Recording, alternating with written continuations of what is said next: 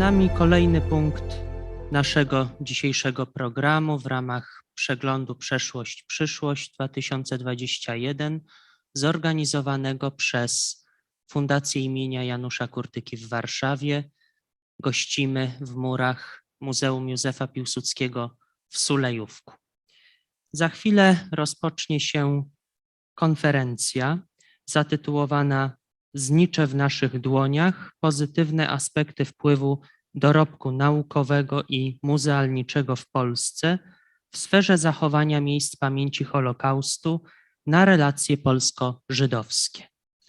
Chcemy dokonać w ten sposób pewnego przeglądu dotychczasowych polskich inicjatyw w zakresie upamiętnienia Holokaustu na polu dorobku naukowego, muzealniczego oraz spróbować ocenić wpływ owego dorobku na świadomość Polaków, Żydów i relacje polsko-żydowskie. Nasza konferencja jest transmitowana na żywo, również dla odbiorców zagranicznych w Stanach Zjednoczonych. Zapewniliśmy w tym zakresie tłumaczenie symultaniczne. Konferencja będzie składać się z 3 zasadniczych części. Najpierw nastąpią 20-minutowe referaty wygłaszane przez zaproszonych ekspertów. Po nich przewidziana jest dyskusja między gośćmi prowadzona przez zaproszonego moderatora, a następnie nastąpią pytania z sali. Pytania można również zadawać na czacie za pośrednictwem kanału internetowego. Konferencji towarzyszy jednocześnie wystawa poświęcona wybranym polskim formom upamiętnienia Holokaustu, do zapoznania z którą Państwa serdecznie zapraszamy. Partnerami konferencji były następujące instytucje: University of St. Thomas w Houston oraz Konsulat Generalny Rzeczypospolitej Polskiej w Houston. Dziękujemy również partnerom wystawy Znicze w naszych dłoniach, a są to Muzeum II Wojny Światowej w Gdańsku, Muzeum i Miejsce Pamięci w Bełżcu, Państwowe Muzeum na Majdanku, Muzeum i Miejsce Pamięci w Sobiborze, Muzeum Powstania Warszawskiego, Muzeum Treblinka, Muzeum Gross-Rosen oraz Muzeum Polaków ratujących Żydów podczas II wojny światowej imienia rodziny Ulmów w Markowej. Jest z nami gość honorowy. Bardzo proszę o zabranie głosu pana Jarosława Nowaka, zastępcę dyrektora w Departamencie Dyplomacji Publicznej i Kulturalnej Ministerstwa Spraw Zagranicznych oraz pełnomocnika MSZ do spraw kontaktów z diasporą żydowską. Bardzo proszę.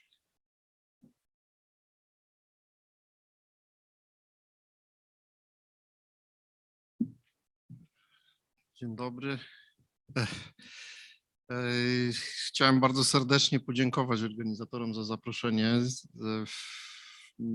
Przyjechałem ze swoim współpracownikiem z innej uroczystości, która także zajmuje się pamięcią w Łodzi. W tej chwili odbywają się obchody 60.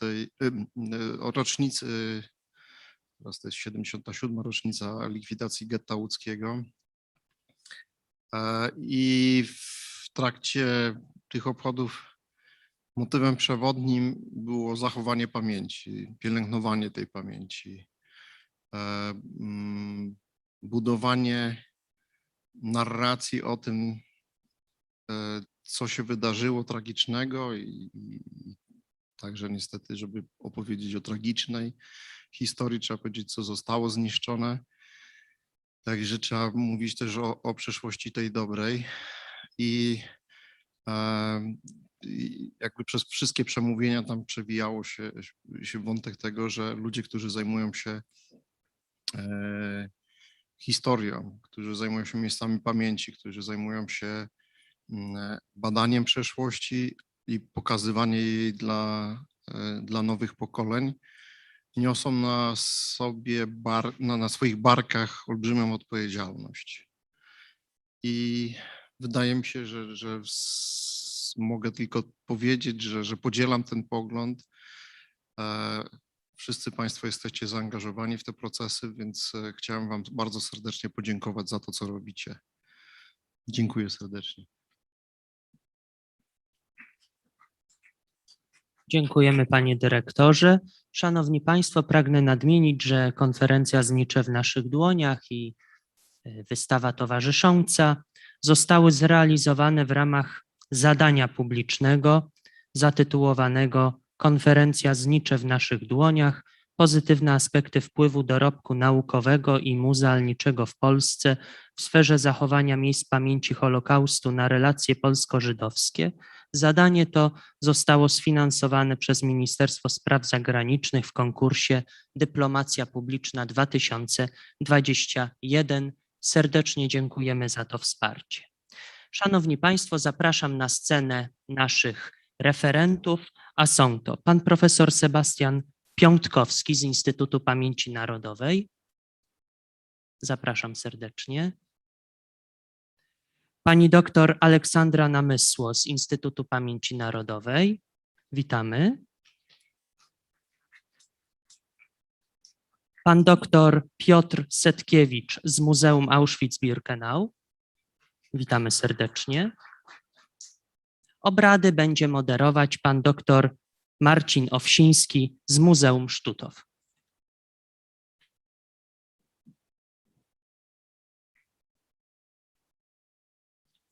Dziękuję Państwu. Witam w imieniu wszystkich prelegentów i swoim własnym chciałem podziękować Państwu za zaproszenie, możliwość uczestnictwa w tym ważnym spotkaniu. Zanim przejdziemy, bo to spotkanie będzie podzielone na część referatową i część związaną z dyskusją, chciałbym tylko powiedzieć tytułem wstępu, że reprezentujemy środowisko naukowe i dwóch nas jest też jednocześnie muzealnikami pracującymi w miejscach pamięci.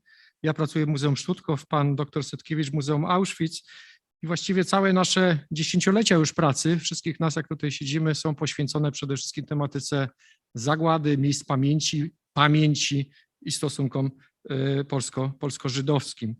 Nie jest naszym zadaniem prezentacja na pewno długiego procesu ewolucji podejścia do pamięci i badań nad Holokaustem w ciągu ponad 70 ostatnich lat.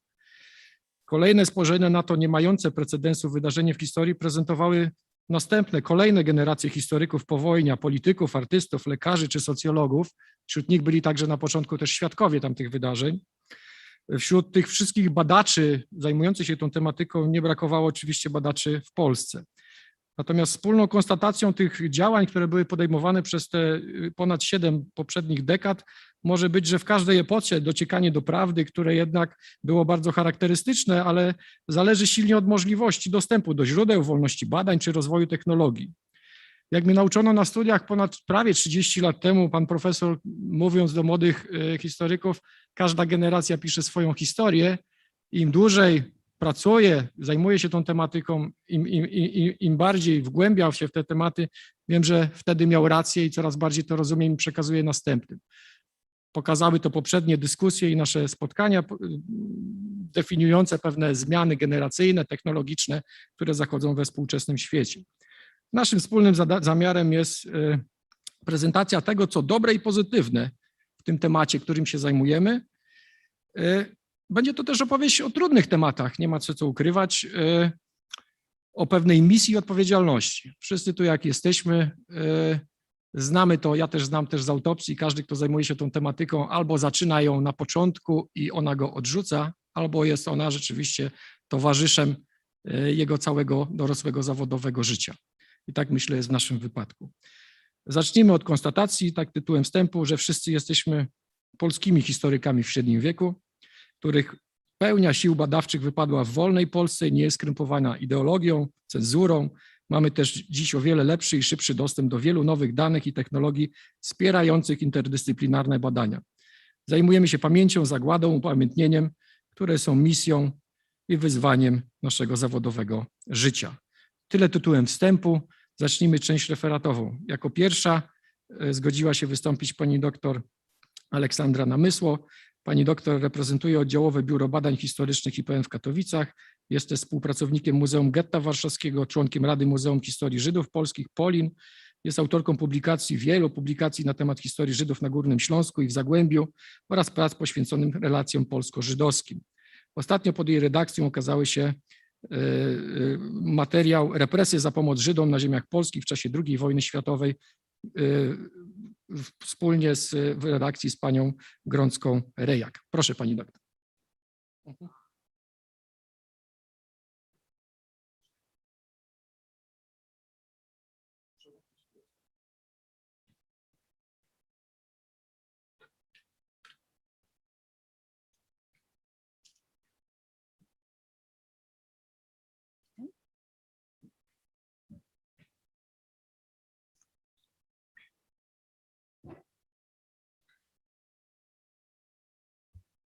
Może być. Witam Państwa bardzo serdecznie, bardzo dziękuję za zaproszenie. Tematem mojego wystąpienia jest świadomość na temat Holokaustu, świadomość polskiego społeczeństwa, młodzieży, dorosłych i stopień wiedzy na temat Holokaustu oraz stosunków polsko-żydowskich. To moje wystąpienie może się wydawać dla Państwa bardzo proste, dla wielu oczywiste, ponieważ chcę mówić o oczywistych sprawach, ale tak sobie pomyślałam, że jest to szansa na pewne podsumowanie, na pokazanie, na usystematyzowanie pewnych rzeczy związanych z tym, kto w Polsce odpowiada odpowiada za budowanie świadomości na temat zagłady Żydów na ziemiach polskich, a ta świadomość, jak wykazują badania, w ostatnich kilkunastu latach rzeczywiście wzrasta. W porównaniu oczywiście z okresem PRL-u, kiedy temat zagłady był tak naprawdę tematem niemalże tabu, tematem w dużym stopniu nie funkcjonującym zarówno w szkołach, jak i w literaturze, jak i w ogóle w tym, co nazywamy upamiętnianiem. Możemy mówić o takim okresie amnezji Holokaustu, bo historycy zajmujący się tym tematem przyjęli, tak określają okres PRL-u, kiedy tak naprawdę mamy do czynienia z dwoma pamięciami, pamięcią polską i pamięcią żydowską, niezależnymi od siebie, z dwoma systemami edukacji właśnie, edukacji polskiej i żydowskiej. Ten sam proces rozdzielenia występował w polskiej powojennej literaturze wojennej, traktującej o II wojnie światowej. Ta polityka, czy pamięć, czy edukacja dotycząca II wojny światowej prowadzona była przez Główną Komisję Badania Zbrodni przeciwko Narodowi Polskiemu z jednej strony i traktowała i wyłącznie ten okres Holokaustu, ten okres zagłady bardzo instrumentalnie, bardzo powierzchownie. Niewiele pisano na temat tego, co stało się z ludnością żydowską w czasie wojny. Wręcz jak Państwo przejrzycie tą literaturę nawet czy u Borowskiego, czy Naukowskiej, słowo Żyd tak naprawdę nie pada. Dotyczy to także podręczników szkolnych z tego okresu. Gdy tymczasem jakby ta historia traktująca o zagładzie prowadzona była już od 1945 roku przez Centralną Żydowską Komisję Historyczną, a potem przez Żydowski Instytut Historyczny. I tak mniej więcej ta dwutorowość występowała do 1989 roku. Tu ten uniwersalizm komunistyczny przekładał się właśnie na to, że pomijano wątek zagłady w pamięci o II wojnie światowej. Przyjmowano takie bardzo uniwersalne sformułowania dotyczące ofiar II wojny światowej jako ofiary barbarzyństwa albo w ogóle jako ludzkość, bez ich kategoryzowania narodowościowego. Właściwie takim przełomem, zresztą to nie było typowe tylko dla Polski w tym czasie, ale także w ogóle dla Europy Zachodniej. Tak naprawdę proces Eichmana z 1961 roku otworzył zwłaszcza Europę Zachodnią i Stany Zjednoczone na Holokaust i rozpoczęła się tam to, co nazywamy modą na Holokaust w tych krajach. W Polsce nastąpiło to rzeczywiście po 1989 roku, choć był ten moment jeszcze w 1968 roku przy okazji kampanii antysemickiej, kiedy Holokaust, to był ten moment, kiedy do tematyki zagłady wrócono, ale w kontekście bohaterskich, pozytywnych postaw narodu polskiego. Po transformacji ustrojowej w 1989 roku to podejście do świadomości o Holokauście uległo zmianie. Chociaż tak naprawdę dopiero w drugiej połowie lat 90.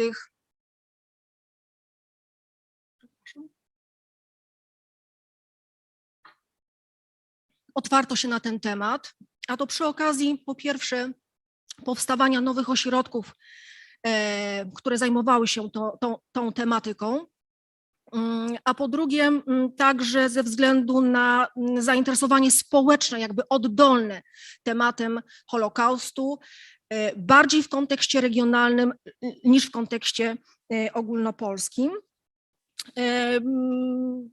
Po raz pierwszy słowo Holokaust do podręczników szkolnych wprowadzono w 1993 roku, a w 1998 roku wpisano temat zagłady Żydów jako obowiązkowy w edukacji szkolnej.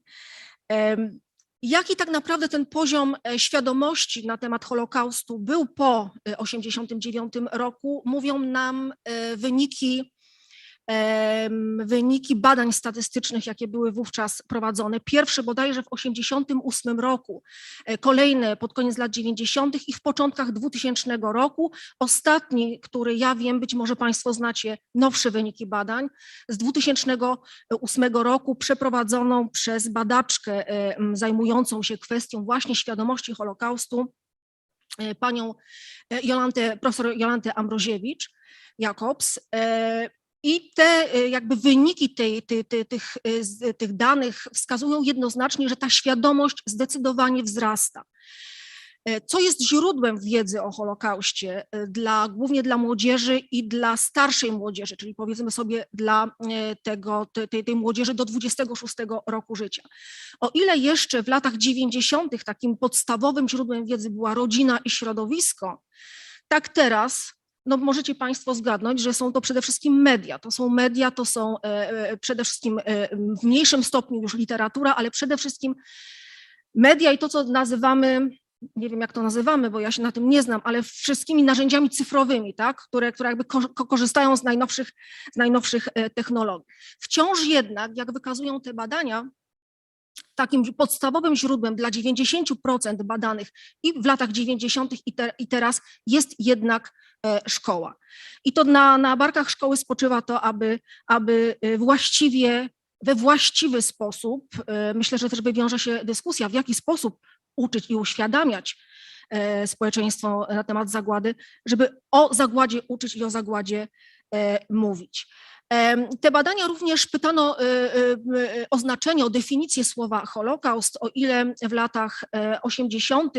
niespełna 40% respondentów młodych potrafiło poprawnie zdefiniować słowo Holokaust, tak teraz te badania z 2008 roku wskazują, że mniej więcej 50%, w okolicach 50% ludzi potrafi powiedzieć, na czym zagłada Żydów, czy co to jest zagłada Żydów.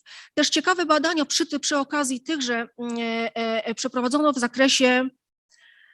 zakresie tego, jak społeczeństwo polskie podchodzi do kwestii pomocy ludności żydowskiej w czasie wojny.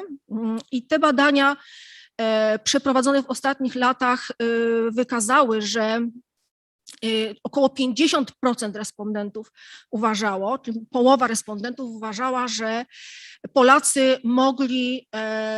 Polacy zrobili tyle, na ile mogli zrobić w czasie II wojny światowej.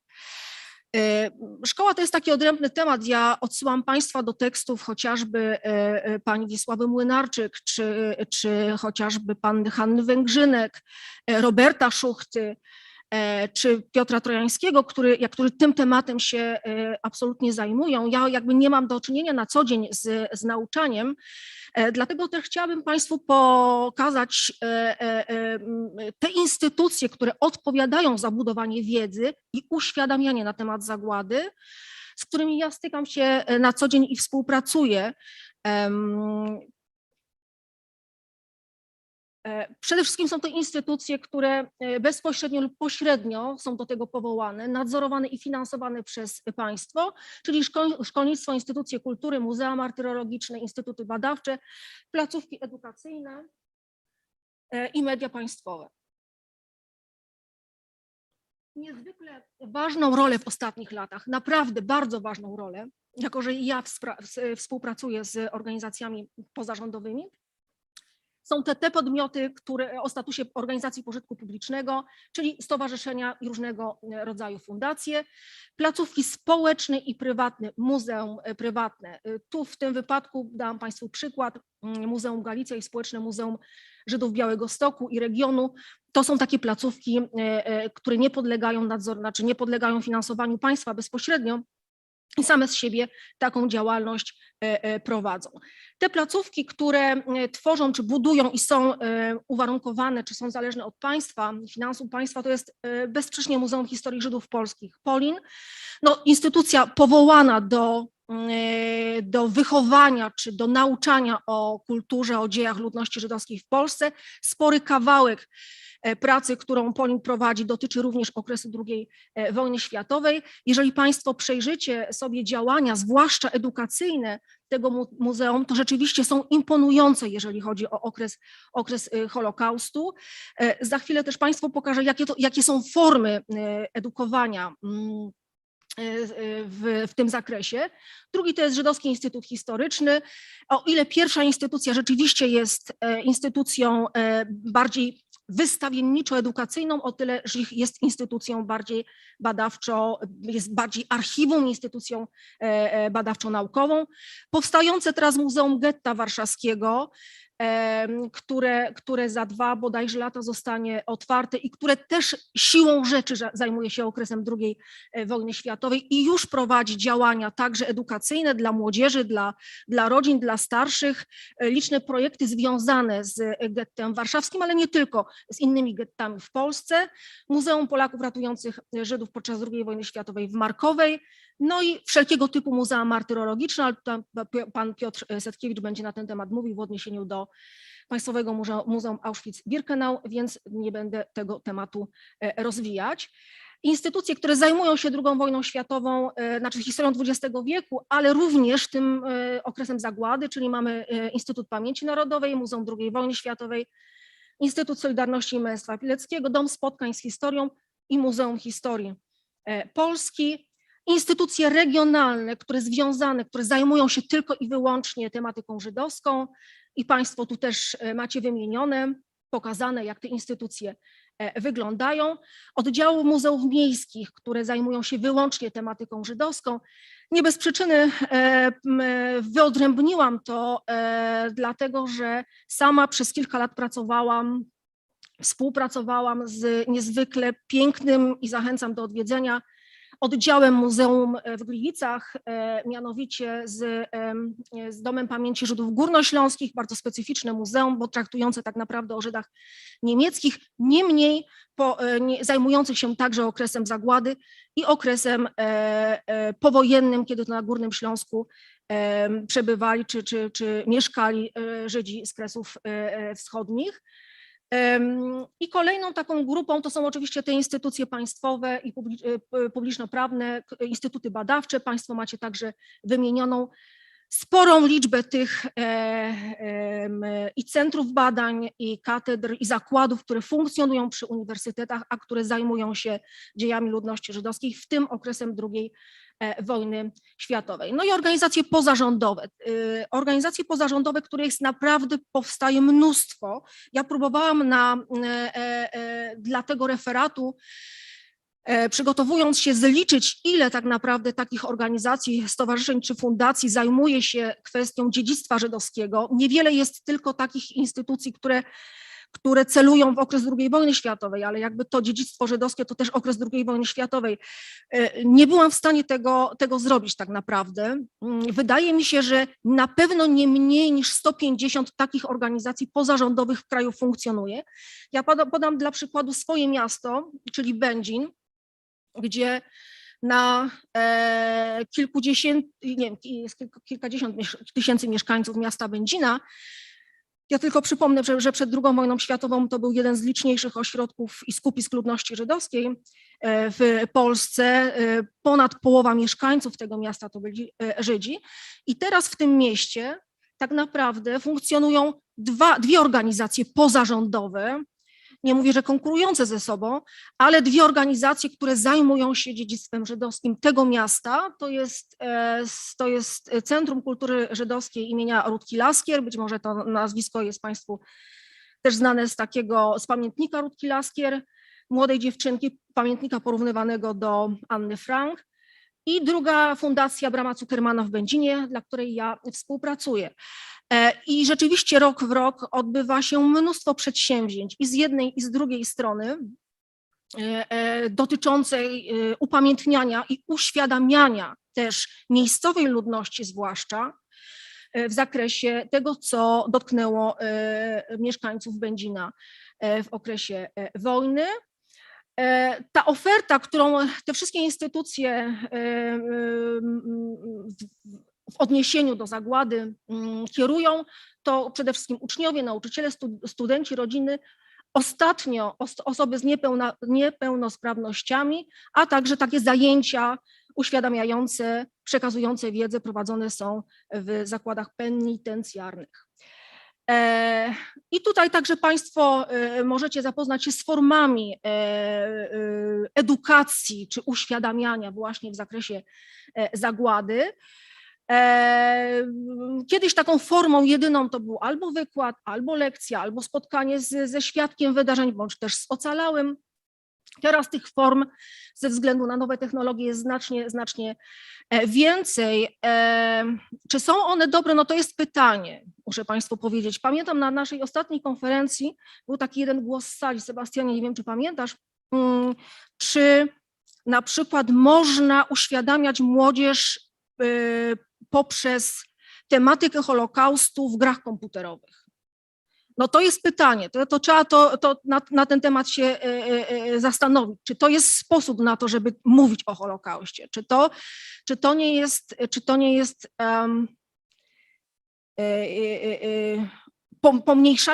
pomniejszanie wagi tego wydarzenia, tak? No i jeszcze coś, co ostatnio stało się bardzo modne w ostatnich latach, czyli rekonstrukcje i gry miejskiej. Znowu pytanie, czy gra miejska jest odpowiednim sformułowaniem do tego, by pokazywać czy przekazywać wiedzę o zagładzie Żydów. Rekonstrukcja. No ja muszę Państwu powiedzieć, że też byłam kilka lat temu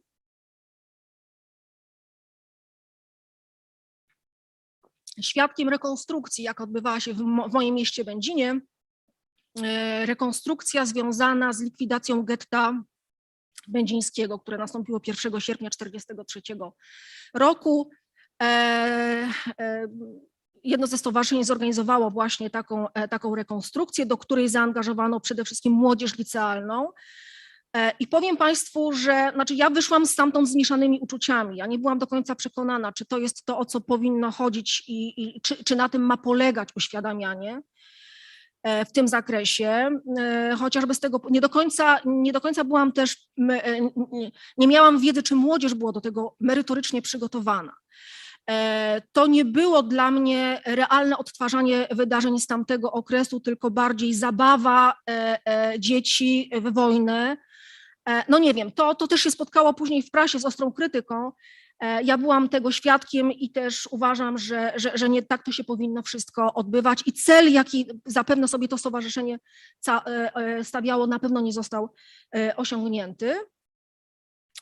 Ja tylko Państwu chcę zwrócić uwagę na tą moją organizację Bramę Zuckermana, która działa w takim właśnie zaułku miasta Będzina. I już będę kończyć. Kilka takich prowadzonych przez nich działań. Jedna z pierwszych w ogóle w kraju i wśród organizacji pozarządowych, forma cyfrowej możliwości sprawdzenia wiedzy na temat pewnych obiektów występujących w mieście. To są opowieści nieobecnych, czyli tych, którzy zginęli w czasie II wojny światowej z miasta Będzina. Można było podchodzić pod daną kamienicę, zapoznać się z informacją, kto mieszkał, kiedy zginął i tak dalej. To jest jakby pierwsza z form przez nas realizowanych. Druga, tutaj nie mam zdjęcia, ale to też jest na pewno upamiętnianie. Udało nam się zrewitalizować tablicę, którą w 1947 roku członkowie organizacji Hashomer Hatzair umieścili na jednym z domów, który znajdował się w getcie będzińskim. To byli bojownicy ruchu oporu. Z czasów II wojny światowej udało nam się tą tablicę odnowić i ponownie zawiesić. No i oczywiście też prowadzimy taką działalność przede wszystkim wydawniczą, to znaczy pozyskujemy od ocalałych albo ich pamiętniki, albo wspomnienia spisywane tuż po wojnie i wydajemy chociażby jak przepiękna książka, którą Państwu polecam. Naprawdę to jest wspomnienia Dory Reim z czasów Holokaustu, mieszkanki Będzina, na temat oddania swojej córki rodzinie polskiej na czas okupacji. Miałam też powiedzieć wiele o Instytucie Pamięci Narodowej, bo robimy niezwykle dużo, a jako że reprezentujemy z Sebastianem tą instytucję, więc wypada nam powiedzieć, jak bardzo angażujemy się w te projekty tak zwane holokaustowe, ale myślę, że może będą pytania z sali, więc jakby ten temat tutaj rozwinę, bo tu pan przewodniczący mnie pogania. Dziękuję.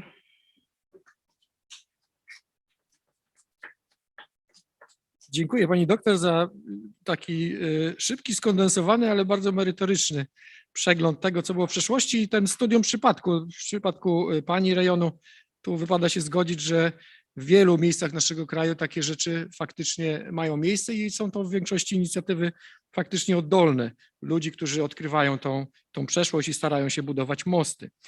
Jako drugi wystąpi również reprezentant Instytutu Pamięci Narodowej, pan doktor habilitowany Sebastian Piątkowski. Pan profesor pracuje w delegaturze w Radomiu, jest to delegatura oddziału IPN-u w Lublinie.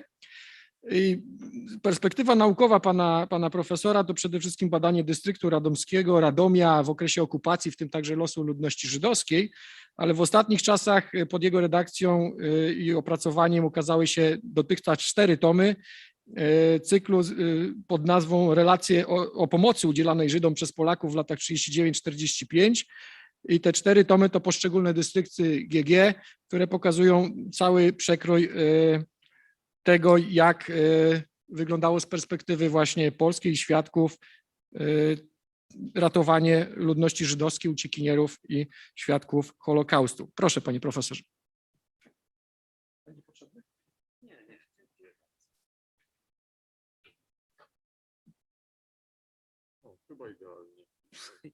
Poradzę sobie, bardzo dziękuję. Dzień dobry, szanowni państwo. Cóż, bardzo dziękuję za zaproszenie do udziału w tym przedsięwzięciu. Zazwyczaj tak się zaczyna referaty, ale ja naprawdę bardzo dziękuję, bo ten temat, który mi zaproponowano, stał się dla mnie faktycznie takim asumptem do refleksji nie tylko o moim życiu, chociaż jako naukowca, chociaż w pewnym sensie też, ale przede wszystkim skłonił mnie do zastanowienia się tak naprawdę nad tematem, nad którym nigdy się nie zastanawiałem, mianowicie nad tą ewolucją stanu badań, a ten stan badań jest fundamentem świadomości w znacznej mierze, nad losami polskich Żydów, nie tylko w okresie okupacji, ale także w dwudziestoleciu międzywojennym, a również i wcześniej. Ja myślę, że będę w wielu momentach kompatybilny z Olą, bo to, co mówiła, mówiąc o historii i o pewnych kwestiach związanych ze świadomością właśnie, ja te poglądy w pełni podzielam, ale fakt jest faktem, że jesteśmy w ostatnich dziesięcioleciach świadkami bardzo interesującego przewartościowania.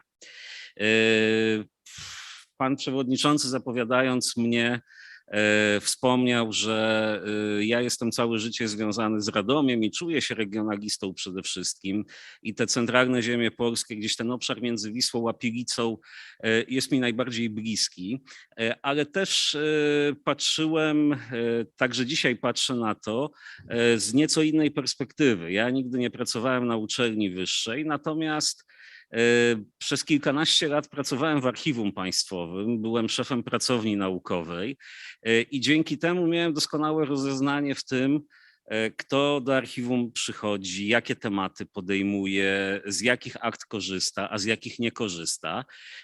Także między innymi te informacje i te obserwacje to jest wątek, do którego chciałbym, proszę Państwa, nawiązać. Faktycznie ja zaczynałem swoją przygodę z historią w tym okresie, o którym doktor Namysłow wspomniała, czyli w latach 90.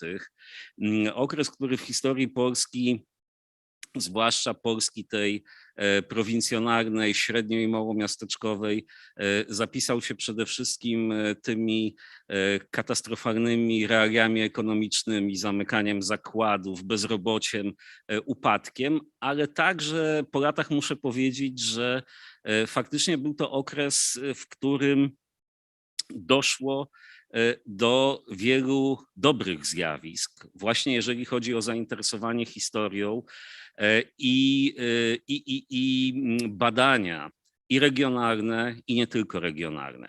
Jaki był, proszę Państwa, punkt wyjścia? Moim zdaniem słaby. Mówi się często, że historycy powinni edytować źródła, bo te edycje się nie starzeją, a monografie starzeją się. Często w zastraszającym tempie. Faktycznie mieliśmy na półkach bibliotecznych bardzo poważne dzieła naukowe powstające w środowiskach akademickich, gdzie nie padało słowo Holokaust. Właściwie jeżeli wspominało się o zagładzie ludności żydowskiej, to był to taki akapit. A człowiek wczytywał się te książki i nagle okazywało się, że w następstwie tego akapitu właśnie znikło 60% mieszkańców danej miejscowości, czy 70%. Ale to był przejaw pewnych czasów. Oczywiście, jeżeli sięgniemy dzisiaj do tych książek, do rozdziałów opowiadających o życiu politycznym w okresie międzywojennym, no to dowiemy się, że właściwie poza Komunistyczną Partią Polski nie było żadnej działalności politycznej. Ale tak się pisało, nie mnie dywagować o tym, czy to była wina podejścia autorów, czy cenzury, czy innych kwestii, ale fakt jest faktem, że w pełni zgadzam się tutaj z Olą. Ten temat Holokaustu w praktyce nie istniał. W ogóle tematyka żydowska była na tej prowincji represjonowana bardzo słabo i jeżeli ktoś chciał się dowiedzieć czegoś, tak jak ja w pewnym momencie okazało się, że chciałem, no to jednak Żydowski Instytut Historyczny był tą Mekką. I księgarnia, i biblioteka, i archiwum. Pamiętajmy, że mówimy o czasach bez internetu, bez PDF-ów. Wiemy, że ukazywały się bardzo interesujące prace w najróżniejszych uczelniach, ale w nakładzie 150-200 egzemplarzy i dorwanie takiej publikacji graniczyło z cudem. Człowiek czasami wiedział, że coś takiego wyszło, ale te publikacje były, proszę Państwa, poza zasięgiem. My w połowie lat 90. z kolegami obserwowaliśmy też zjawisko, które było dla nas bardzo przykre, jako dla osób zafascynowanych latami 1939-45. Kompletny brak zainteresowania wojną, a okupacją zwłaszcza. Pojawiło się takie przekonanie, że społeczeństwo jest zmęczone, za dużo tego Oświęcimia, za dużo tego mordowania się, za dużo tej partyzantki. Faktycznie wszyscy wiemy, że pisanie o historii podlega też pewnym modom I oczywiście ta pierwsza moda, która pojawiła się w latach 90., bardzo dobrze się pojawiła, to kresy. Ci historycy, którzy mogli na te kresy uciekli, bo każda właściwie książka taka czy inna poświęcona tym ziemiom na wschód od Bugu cieszyła się wielkim zainteresowaniem. To było zupełnie naturalne, bo o tym nie można było mówić.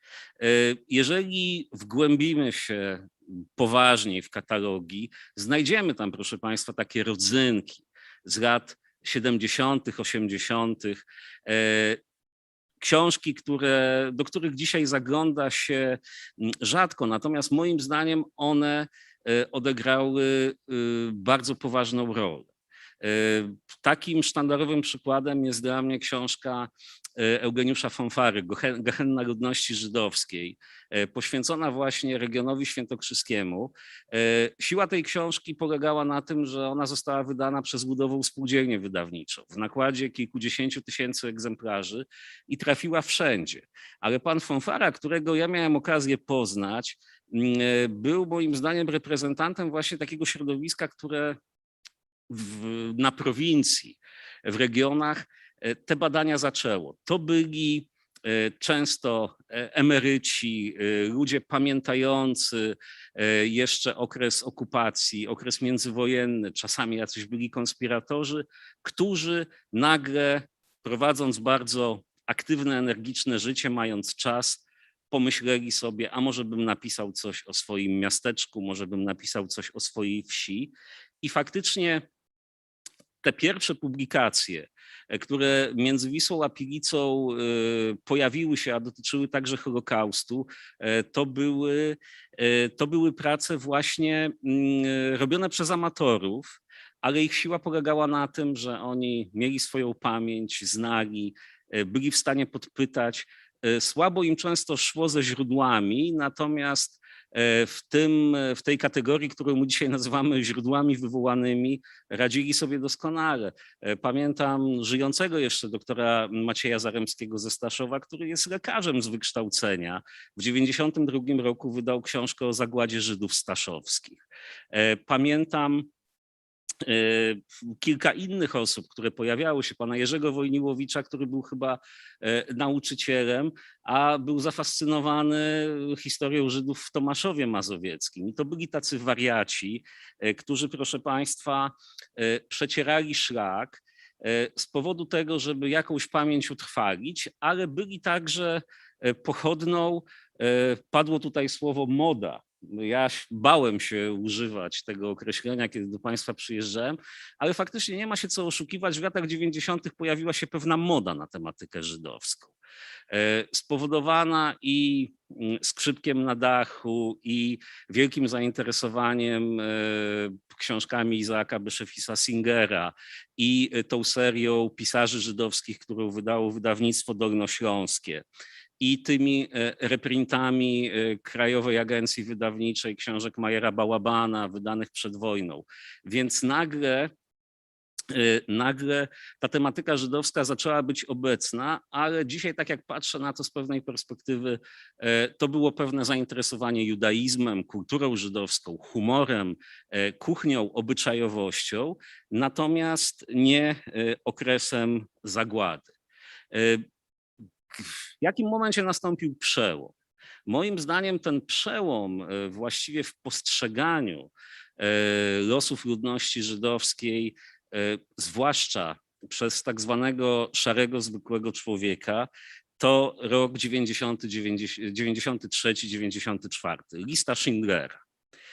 Wejście tego filmu na ekrany polskich kin, siła tego filmu, magia po dziś dzień, to, że nie był on oderwany od polskiej rzeczywistości, to faktycznie moim zdaniem uświadomiło wielu osobom, że tacy ludzie tutaj byli, zostali wymordowani i tak naprawdę, Boże, no nie można pisać historii takiego miasta jak Radom, jeżeli się pominie 30% jego mieszkańców, a to do tej pory miało miejsce. Ola wspomniała tutaj o pojawianiu się pewnych instytucji. To jest oczywiście prawda. W 1995 roku w Krakowie Polskie Towarzystwo Studiów Żydowskich, coroczne konferencje, studia Judaika, towarzystwo, które mimo wszystko pozostało takim bardzo akademickim i elitarnym stowarzyszeniem.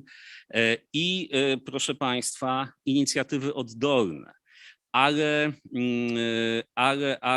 ta oddolność, znowu zadałem sobie pytanie, z czym ona się wiązała.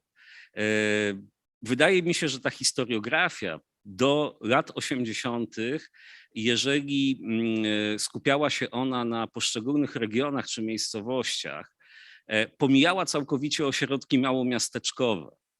Albo pisano o dużych miastach, zwłaszcza o miastach z takim zacięciem przemysłowym, robotniczym, Łódź, Warszawa, Ostrowiec Świętokrzyski, albo pisano o sytuacji ludności wiejskiej, też pokazując jej i martyrologię, i walkę w czasie okupacji. Nagle okazało się, że gdzieś między tym dużym miastem a wsią jest to miasteczko typu Przytyk, Odżywół, Kozienice, z którego tak naprawdę masa osób się wywodzi, pamięta, często idealizuje swoje dzieciństwo, czy jest zafascynowana opowieściami swoich dziadków. I nagle okazało się, że to jest temat do wzięcia. Bliski mi z różnych przyczyn ośrodek kielecki, tamte pierwsze książki właśnie o środowisku, które nazywało się kiedyś drobnomieszczaństwem, dzisiaj nikt nie używa takiego pojęcia, ale właśnie o tych społecznościach. Pisane trochę naiwnie, bo to wszystko z dzisiejszej perspektywy przypominało właśnie takiego Skrzypka na dachu, miasteczko, gdzie wszyscy się lubili, wszyscy się znali. To jednak był, proszę Państwa, wielki krok do przodu, pokazujący, że nie jest nic złego w tym, jeżeli ktoś zajmuje się także taką historią. Ja pamiętam, ścierały się tutaj koncepcje i myśli, gdzie z jednej strony słyszeliśmy, że ta regionalistyka, nawet mikrohistoria jest ważna, z drugiej strony można było usłyszeć, że dla historyka to jest zabójstwo, bo to ogranicza horyzonty i tak naprawdę ktoś, kto chce się rozwijać, powinien mierzyć gdzieś wysoko, a nie pełzać. Można się było o to kłócić i historycy się kłócą po dziś dzień, ale tak naprawdę dzięki temu zainteresowaniu i tym zjawiskom w latach 90. zaczął się, nie powiem, że wysyp, ale pojawiło się moim zdaniem kilkadziesiąt publikacji przedstawiających losy ludności żydowskiej, zazwyczaj w dwudziestoleciu międzywojennym i w okresie okupacji. Czasami w grę wchodził tutaj jeszcze XIX wiek, ale to oczywiście wymagało bardziej pogłębionych kwerend.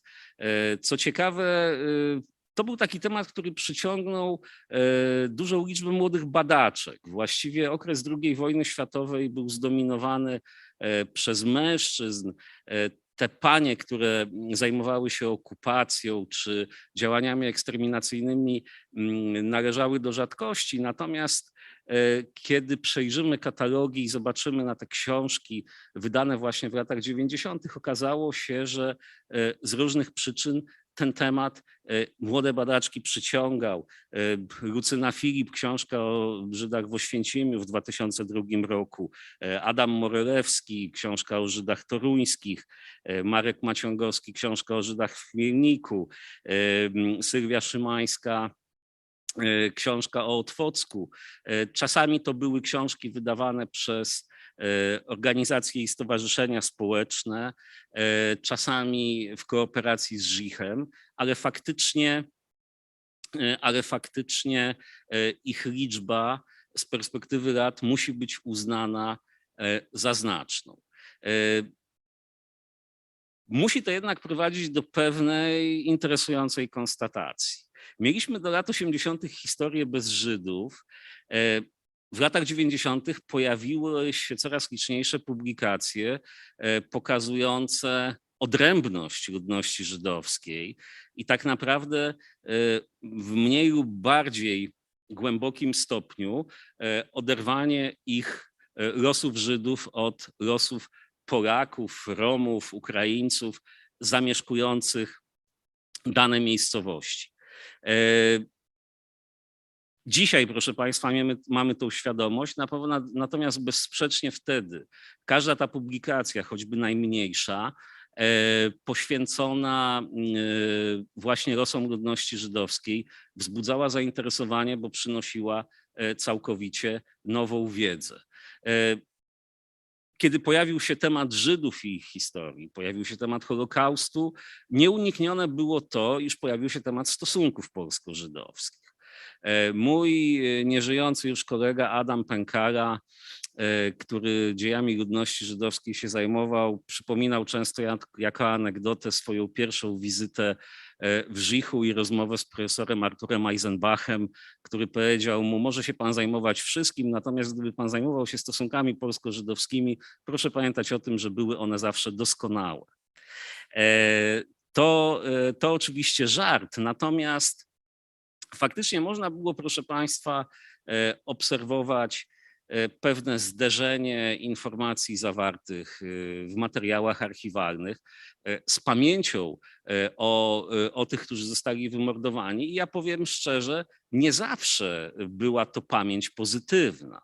Ja byłem młodym człowiekiem i naprawdę dla mnie był szok, kiedy obsługiwałem w archiwum starszą panią, która powiedziała: bardzo dobrze zrobili, że ich wszystkich wymordowali. Ja to pamiętam, proszę Państwa, po dziś dzień, bo dla mnie to było niewyobrażalne, natomiast skłaniało jednak ku refleksji związanej właśnie ze zbliżaniem się do prawdy o przeszłości, która jest zawarta nie tylko w tabelce, w procentach i w jakimś opisie człowieka, któremu wydaje się, że coś mądrego odkrył i coś wie, ale do poszukiwania człowieka z jego emocjami, przekonaniami, które przecież w ciągu lat ewoluowały. Te dyskusje, proszę Państwa, oczywiście toczą się po dziś dzień. Wspomniane tutaj zostały czasy nam współczesne, liczne przedsięwzięcia akademickie, liczne organizacje, edycje dzienników, wspomnień. Obserwujemy coraz większe zainteresowanie księgami pamięci gmin żydowskich, tak zwanymi pinkasami, czyli skorbuchami. Podejmowane są inicjatywy ich tłumaczeń na język polski i wydawania. Historia mówiona, liczne przedsięwzięcia edukacyjne, w których uczestniczą też uczniowie, gdzie tych ostatnich pamiętających okres okupacji nagrywa się, robi się z nimi wywiady. To wszystko jest, proszę Państwa, oczywiście fajne, ale ja też, podobnie jak doktor Namysło, mam bardzo często poważne wątpliwości, czy to o co chodzi, i zastanawiam się nad intencjami pewnych działań. Na początku wspomniane zostało, że wszyscy jesteśmy, prawie wszyscy, w średnim wieku historykami. Są też młode badaczki obiecujące, ale proszę Państwa, możemy rozmawiać szczerze. Ola powiedziała słusznie, mamy na przykład ogrom inicjatyw zajmujących się kwestiami żydowskimi. Pojawia się oczywiście pytanie, nie wiem, czy na nie można odpowiedzieć, czy to naprawdę wynika z zainteresowania przeszłością i z pewnej fascynacji, czy też może z tego, że łatwiej jest dostać środki finansowe z jakiejś dotacji niż na projekt dotyczący innej, może trudniejszej tematyki. Czy tak naprawdę nie jest to pewien szantaż w stosunku do urzędników szczebla miejskiego, gminnego, powiatowego? No, składam projekt na przedsięwzięcie związane z tematyką żydowską. No, kto odmówi? Mało kto odmówi, chociażby ten projekt był najsłabszy, bo zaraz można mu przykleić pewną łatkę. Kończąc, proszę Państwa, powiem, że padło dzisiaj już to stwierdzenie dwukrotnie, wszystko podlega pewnym modom. Mam kolegów, którzy zajmują się rekonstrukcjami, wszyscy przyznają, że moda na rekonstrukcję skończyła się. Właściwie jest pewna grupa pasjonatów, ale nie ma już naboru. Młodych ludzi to nie interesuje. Mój kolega mówi żartobliwie, że okej, jeszcze jak jest piechota, to jest wszystko w porządku, natomiast kawaleria, nie można robić inscenizacji kawaleryjskich, bo wszyscy są mniej lub bardziej brzuchaci i wygląda to komicznie. Mamy, proszę Państwa, za sobą okres zainteresowania genealogią. Zwraca się uwagę na to, że spada zainteresowanie żołnierzami wyklętymi, jeżeli chodzi o badania. Oczywiście można by było zadać pytanie, czy zainteresowanie naukowe dziejami ludności żydowskiej w Polsce i nie tylko, i Holokaustem, w jakim ono jest stadium. Moim zdaniem to zainteresowanie ma się dobrze z różnych przyczyn, także związanych z, nie chcę powiedzieć, że z łatwością, ale możliwościami uzyskiwania finansowych źródeł najróżniejszych badań. Natomiast jak to się przekłada na edukację, no to jest pytanie niezwykle istotne. Zostało zadane to pytanie o grę komputerową. Pojawiła się jakiś czas temu gra o Powstaniu Warszawskim. Nikomu to jakoś nie przeszkadzało, pomijając to, że gra była beznadziejna kompletnie. Pojawiają się komiksy, pojawiają się, proszę Państwa, inne przedsięwzięcia, aplikacje na telefony. Niektórzy wieszczą schyłek takich nudnych, naukowych książek opatrzonych 2000 przypisów, ale ja przyjmuję to na spokojnie. Pamiętam, jak wieńczono koniec książki papierowej, wszystkie kina miały przestać działać, więc myślę, proszę Państwa, że te badania tradycyjne, one pozostaną i będą kontynuowane i bardzo dobrze, bo prawda jest taka, że ta cała popkultura właśnie z tych badań czerpie, chociaż często nie jest w stanie się do tego przyznać. Natomiast widzę i chyba podzielą Państwo moje zdanie w tej kwestii, znajdujemy się w okresie wielkiej popularności badań interdyscyplinarnych. To przenikanie się różnych dyscyplin, spojrzenia, wykorzystywanie w badaniach historycznych socjologii, innych dziedzin, innych nauk, to jest bardzo ciekawe. No niestety, i to już będzie ostatnie zdanie, ze smutkiem można powiedzieć i przyznają to wszyscy, leży kompletnie historia gospodarcza, która jest bardzo ciekawa i bardzo ważna. Natomiast w tym czasie takiej lajtowości, jak to mówią moi synowie, bardzo swobodnego ujęcia z lotu ptaka pewnych kwestii, te takie naprawdę solidne kwerendy i solidne badania, bardzo czasochłonne i żmudne, no one znajdują coraz mniej amatorów. Szkoda, można powiedzieć. Bardzo dziękuję za uwagę. Dziękuję panie profesorze za taką syntezę zaczynającą się w przeszłości, kończącą się już w przyszłości i pewnie wrócimy do niej w dyskusji, bo nie ukrywam, że kilka wątków chcielibyśmy jeszcze później podjąć. Po dwóch wystąpieniach gremiów naukowych sensu stricto mamy wystąpienie wybitnego muzealnika i specjalisty związanego z pamięcią i miejscami pamięci. Pan dr Piotr Setkiewicz to człowiek, który pracuje w Muzeum Auschwitz od 1988 roku i cały czas na stanowisku naukowym. Wiele lat był kierownikiem archiwum, a od kilku jest kierownikiem działu naukowego. Jest autorem, współautorem wielu prac, które się przewijają w obiegu naukowym i rzeczywiście mają swój oddźwięk jako materiał do dyskusji.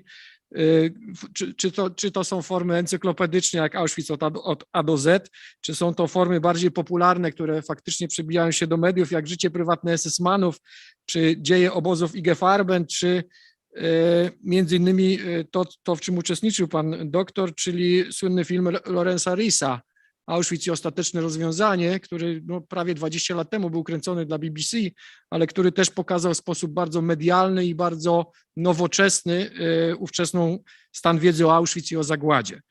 Z perspektywy pana doktora pewnie dowiemy się, jak wygląda tematyka, którą się zajmujemy w naszym tutaj panelu, w miejscu pamięci największym tego rodzaju i chyba jednym ze światowych symboli, na pewno światowych symboli Holokaustu, czyli Muzeum Auschwitz-Birkenau w Oświęcimiu. Proszę.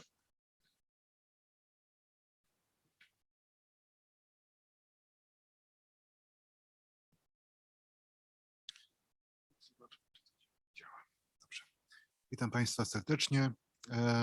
Na wstępie serdeczne wyrazy i przeprosiny, ponieważ nie wiem dlaczego po zaproszeniu mnie na dzisiejszą konferencję doszedłem do zupełnie błędnego wniosku, że będzie ona prowadzona w języku angielskim i w takimż to języku przygotowałem prezentację, no ale mam nadzieję, że nie będzie to Państwu przeszkadzało, szczególnie proszę mi wybaczyć, to już chyba tutaj to średnie pokolenie to zupełnie na wyrost, o którym wspominał pan profesor. Ja jestem z kolegą Marcinem tutaj reprezentantami nieco innych instytucji, które zajmowały się martyrologią Żydów, również rzecz jasna, bo jeśli i których sytuacja była w przeszłości nieco odmienna, nawet w czasach komunistycznych, kiedy to właściwie o zagładzie Żydów nie pisano wiele lub niemalże nic, to uprawiając nauki historyczne w muzeach martyrologii, jak na przykład w Muzeum Auschwitz, nie sposób było nie wyartykułować, kim były ofiary. Prawda? Jeżeli pisać o zagładzie, to trzeba było wyraźnie stwierdzić, kto w Auschwitz ginął, kto został tam zamordowany. I tutaj sytuacja była nieco schizofreniczna, to znaczy z jednej strony w popularnych publikacjach wydawanych o obozie Auschwitz mowa była o więźniach Polakach i więźniach innych narodowości. Prawda?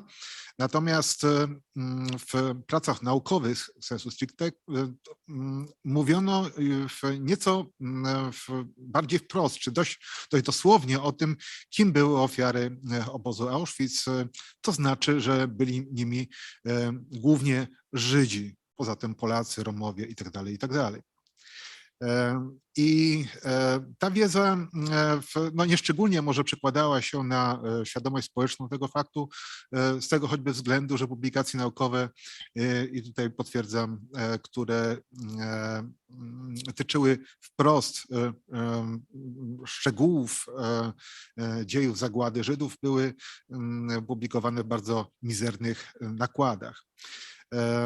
Co powodowało to, że z jednej strony ci naukowcy zagraniczni, którzy chcieli badać dzieje zagłady Żydów w obozach koncentracyjnych, z jednej strony mając dostęp do takich publikacji naukowych, dochodzili do wniosku, że no, nie są one takie złe.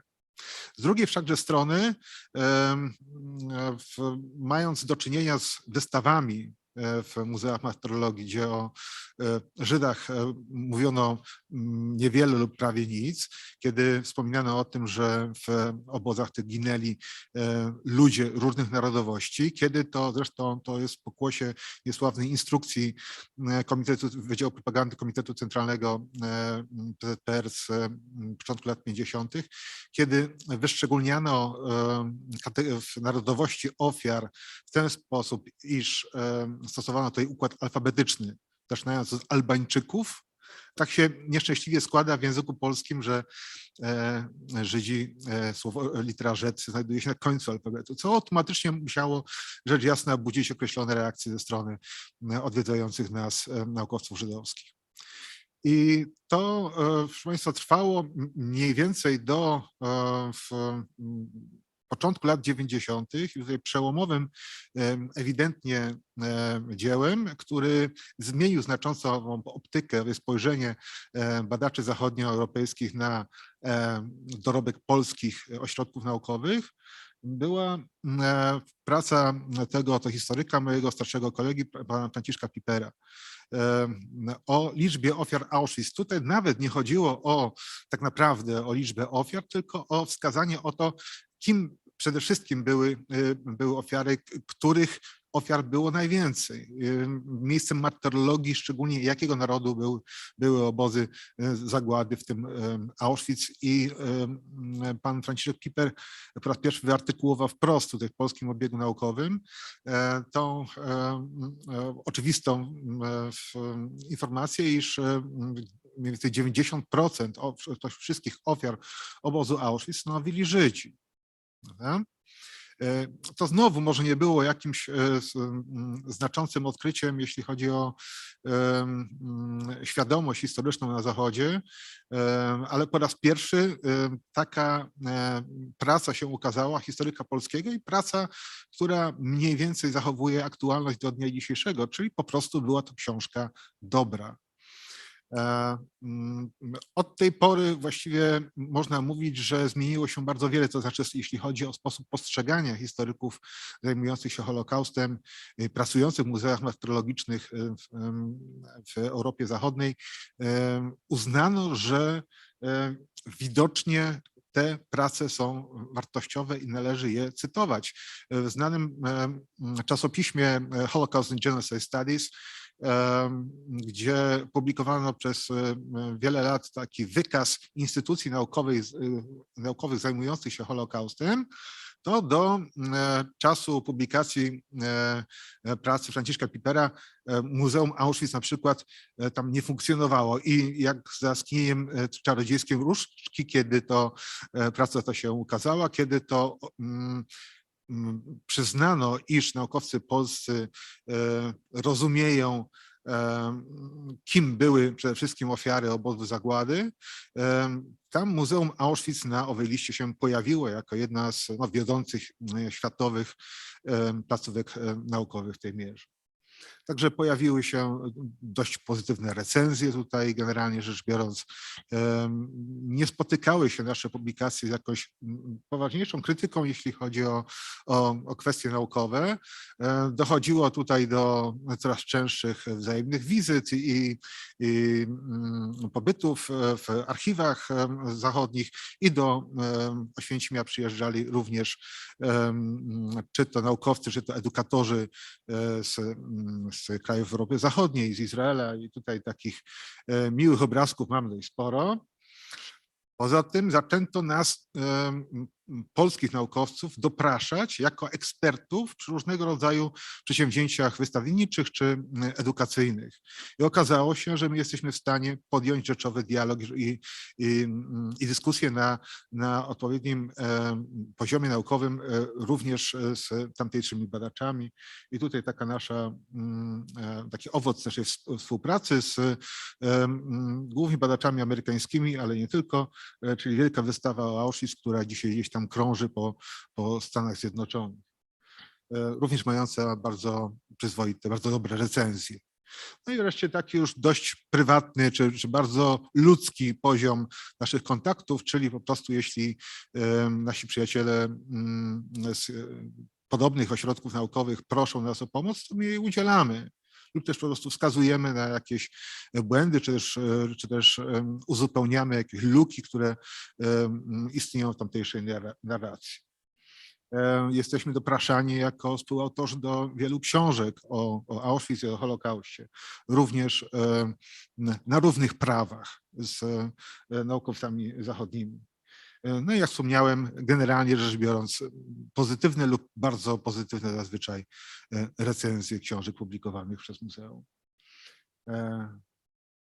I jeśli by wskazywać na pewne trudności, bo o tym w sumie generalnie mamy dzisiaj mówić, to po części wynikają one z różnego spojrzenia na to, jak należy mówić, czy właściwie jak należy edukować o Holokauście. I tutaj mamy nieco inne spojrzenie, jeśli chodzi o polską metodykę nauczania o zagładzie i to, co robi się w ramach rozlicznych kursów, które funkcjonują w Ameryce Północnej zwłaszcza, czy też oczywiście w Izraelu.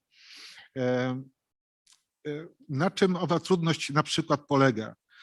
To jedna z recenzji książek, jednej z książek, którą popełniłem z moimi kolegami. Tam mowa jest o tym, że no, jest to ciekawa publikacja, owszem, pod względem naukowym, ale generalnie rzecz biorąc brakuje w niej opowieści czy świadectw żydowskich świadków, bo bez tego ani rusz. Prawda? No, tak sobie wymyśliliśmy i taki układ tej książki i dlatego ona została tak skonstruowana. Natomiast dość często jeśli pojawiają się jakieś zarzuty, to właśnie tego rodzaju, że zbyt często polscy naukowcy z Muzeum Martyrologii opierają swoją narrację o dokumentację archiwalną, zbyt rzadko sięgają do wspomnień i relacji byłych więźniów. Jaki ma to praktyczny skutek, praktyczne konsekwencje? Historycy generalnie starają się zrekonstruować proces historyczny, znaczy co wynikało z czego, jakie były przyczyny pewnych zjawisk i jakie były ich ramy chronologiczne. Natomiast współcześnie edukatorzy wierzą bardziej, że należy skupiać się na emocjach, że być może szkielet wiedzy naukowej nie jest aż tak bardzo potrzebny. Zresztą od wielu lat w tej mierze niewiele się dzieje. I tak naprawdę postęp badań historycznych nie jest szczególnie duży, co zresztą przekłada się też na, i tutaj znowu potwierdzam opinię moich przedmówców, na jednak pewien spadek zainteresowania ze strony naukowców, nie tylko w Polsce, ale również takie zjawisko ma miejsce za granicą, właśnie prowadzeniem takich rzeczowych, dogłębnych kwerent z tematyki Auschwitz, to znaczy związane jest to na przykład z dostępem do innych źródeł, podejmowaniem innych tematów, na przykład zagłady Żydów na Ukrainie. W ostatnimi czasy na przykład pojawiło się szereg prac dotyczących sytuacji Żydów w Tunezji pod rządami, pod okupacją niemiecką, kiedy to kraj ten został zajęty przez Niemców i tak dalej, i tak dalej. Istnieje pewne przekonanie, że właściwie o Auschwitz nie ma sensu pisać, bo właściwie wszystko zostało już zbadane i dogłębnie przeczesane, jeśli chodzi o zasób źródeł. To prowadzi niestety do wielu nieporozumień i my staramy się tutaj zajmować neutralne stanowisko w tego rodzaju sporach, opierając się właśnie na materiałach źródłowych, wskazując na fakty, tam gdzie pozwalają one na zweryfikowanie pewnych obiegowych tez. I tutaj taki jeden z bardzo częstych swego czasu, dzisiaj już może rzadszy, ale sposób przedstawiania historii obozu Auschwitz, jeśli chodzi o kategoryzację ofiar. Otóż w wielu instytucjach, nie tyle nawet edukacyjnych, co również i naukowych na Zachodzie, w Stanach Zjednoczonych głównie, stosowano taką to wykładnię, kim były ofiary Auschwitz. Byli to przede wszystkim Żydzi. Poza tym, i tutaj następowała taka wyliczanka, świadkowie Jehowy, Romowie, sowieccy jeńcy wojenni, homoseksualiści, związkowcy, i tego nigdy szczerze mówiąc nie mogłem zrozumieć, dlaczego tutaj wymieniano związkowców, polityczni oponenci i inni. Czyli tutaj można przyjąć, że Polacy na przykład tym mieścili się w kategorii albo politycznych oponentów, albo tych innych. No nie, proszę Państwa, tutaj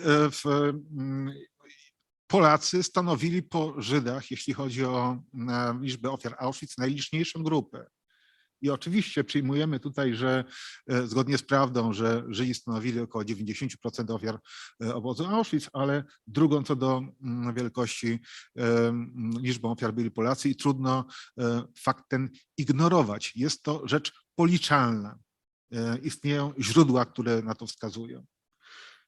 Kolejny taki przykład nieco zaskakującego spojrzenia na dzieje Auschwitz. To obóz został utworzony jako obóz koncentracyjny dla Polaków. W 1942 roku stał się także obozem eksterminacji dla Żydów. I tutaj tak często się pisze w prasie polskiej, używa się tego rodzaju formuły, co dla osób niezorientowanych może wskazywać na to, iż no, mniej więcej tych Żydów i Polaków było w Auschwitz mniej więcej tyle samo, prawda? Więc stąd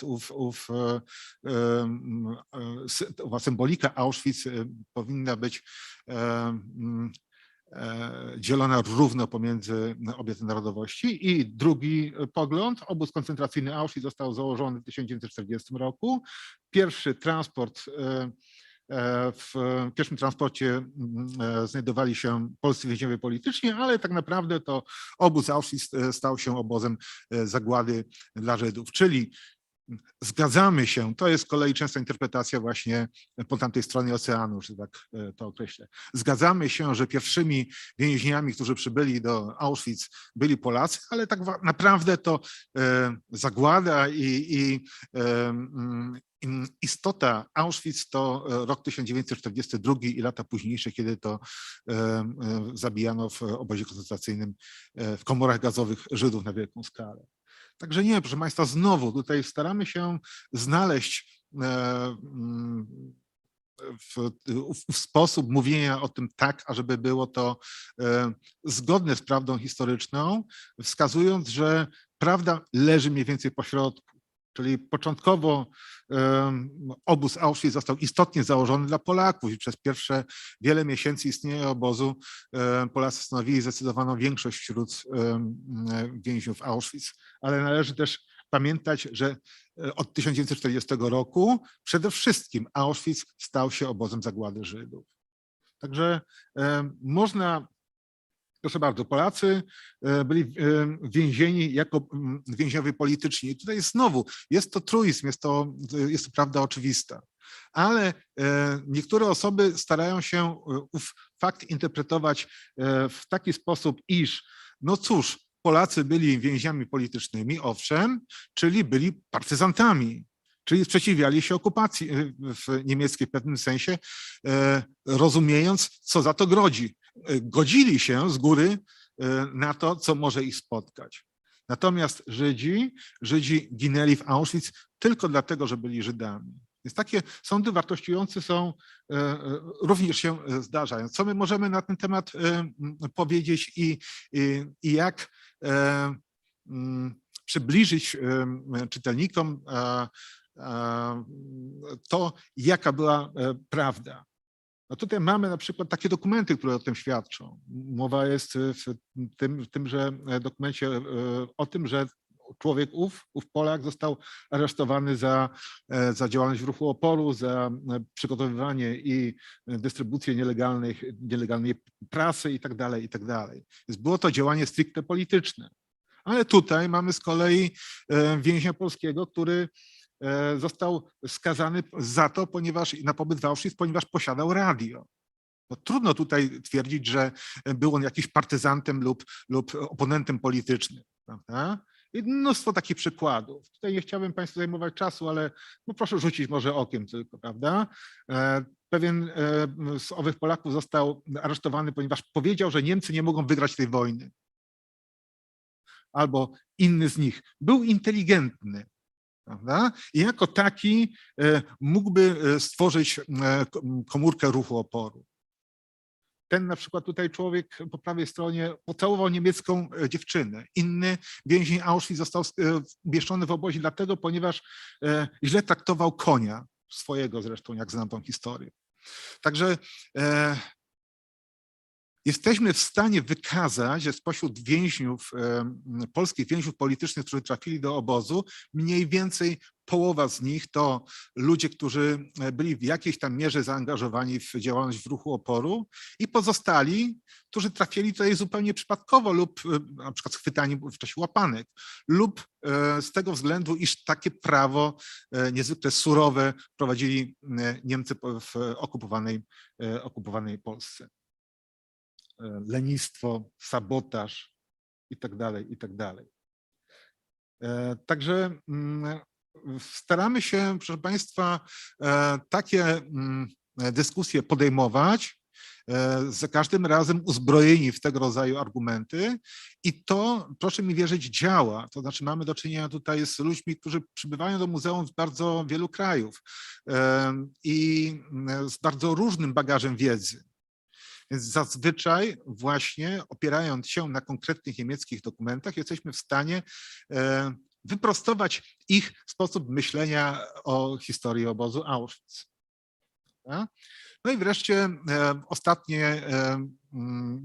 ostatnią rzecz, na którą chciałem zwrócić Państwa uwagę, to to, że jednym z dość istotnych wspólnych celów i naukowców polskich, i izraelskich, i amerykańskich przy propagowaniu czy nauczaniu o Holokauście jest zwalczanie argumentów pojawiających się w internecie, na przykład głównie teraz podejmowanych przez tak zwany deniers, czyli tych, którzy zaprzeczają, iż Holokaust się zdarzył.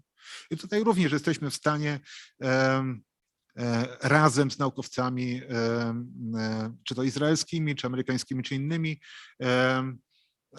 współdziałać i powiem więcej, niejako dostarczyć więcej argumentów świadczących o tym, że tezy neonazistów są błędne, tych argumentów, które są rezultatem właśnie prac badawczych prowadzonych w muzeum.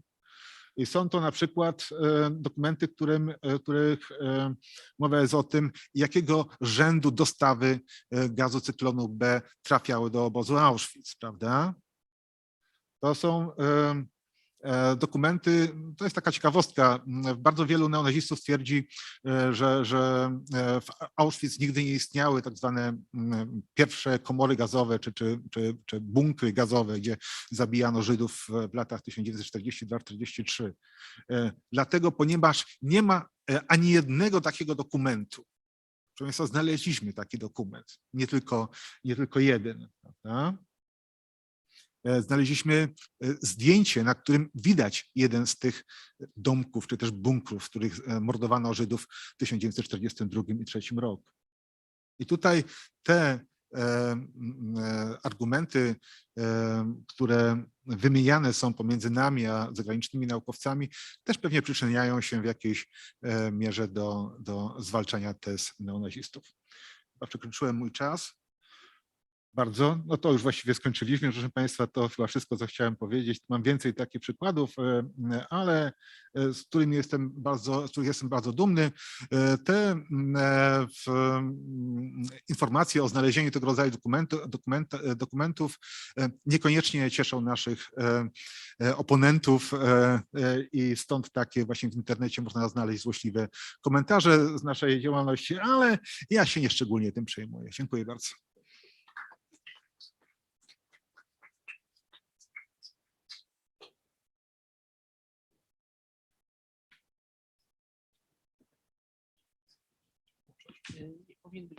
Teraz, dziękuję Państwu, świetnie się uzupełniliście w tej wymianie informacji, a przecież wcześniej się nie spotykaliśmy. W każdym z Państwa wystąpień przybija pewna diagnoza. Myślę, że uporządkowanej i naukowej obecnej polskiej drogi związanej z badaniami nad zagładą i upamiętnieniem. Wracaliśmy do przeszłości, diagnozowaliśmy przyszłość, ale przede wszystkim mówiliśmy o tym, co się dzieje i to przede wszystkim jest to działanie instytucjonalne, ale też bardzo ważne w dzisiejszym społecznym dialogu jest to działanie też oddolne. Teraz jeśli mamy faktycznie dobre pół godziny na dyskusję tutaj wzajemnie na podium, jeśli mógłbym zainicjować, to mam krótkie pytanie, no bo myślę, że Państwo to wiedzą, bo chciałem zacząć od filmu Lanzmana. Czy ktoś z Państwa obejrzał Lanzmana w całości? Bo ja jestem pewny, że Państwo obejrzeli, natomiast tu jest do Państwa, bo chciałem do tego nawiązać na początku naszej dyskusji.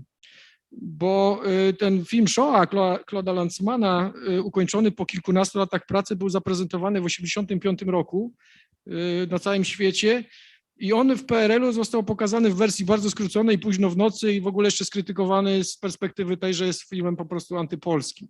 W ogóle przeszedł generalnie taki, jakby o nim faktycznie nie warto było mówić. Natomiast Lanzman i duża część świata uznała, że to jest najlepszy dokument o Holokauście, o zagładzie.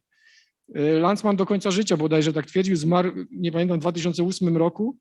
W Tylko że wtedy to już minęły 40 lat od powstania tego filmu i teraz jest pytanie, czy się cały czas ta diagnoza i społeczeństwo i sposób patrzenia na to nie zmieniło. Ja obejrzałem osobiście ten film w latach 90., jak byłem studentem na studiach. On wtedy był puszczany w telewizji późno w nocy. Ludwik Stoma go tam każdy odcinek zapowiadał i go tłumaczył. Natomiast on był puszczany w nocy, bo w telewizji nikogo nie interesowały te tematy. Natomiast on leciał wtedy faktycznie te prawie 10 godzin. I to był film czarno-biały, ciężki, trzeba było rzeczywiście się skupić i to było późno w nocy. Dla mnie osobiście było to jedno z takich wydarzeń życiowych, które zapamiętałem do dzisiaj, bo to było pełno błota, pełno zaniedbanych miejsc, bezpośrednich i prostych wypowiedzi zwykłych ludzi w końcu lat 70. kręconych w Polsce, w miejscach, gdzie dział się Holokaust, gdzie działa się historia.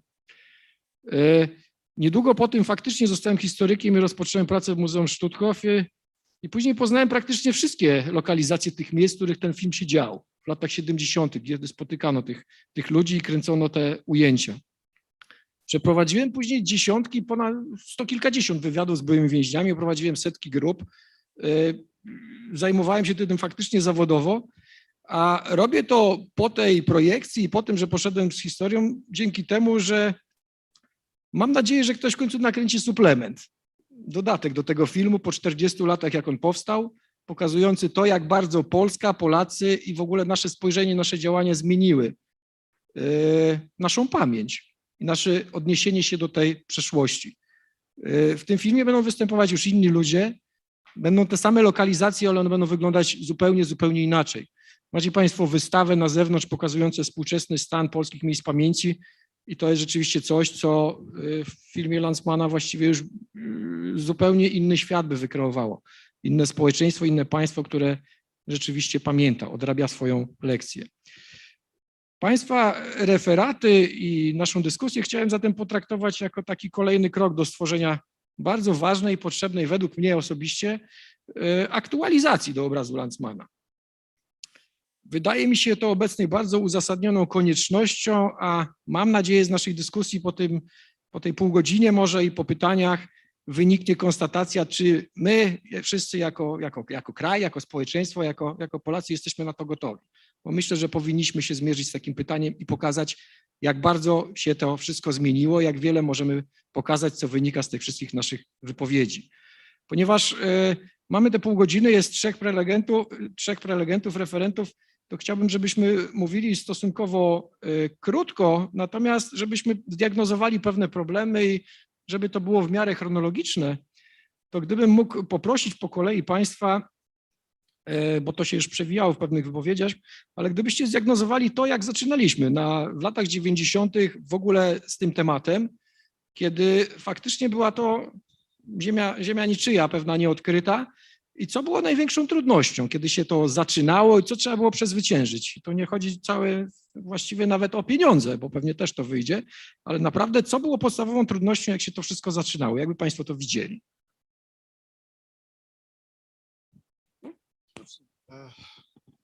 Podstawową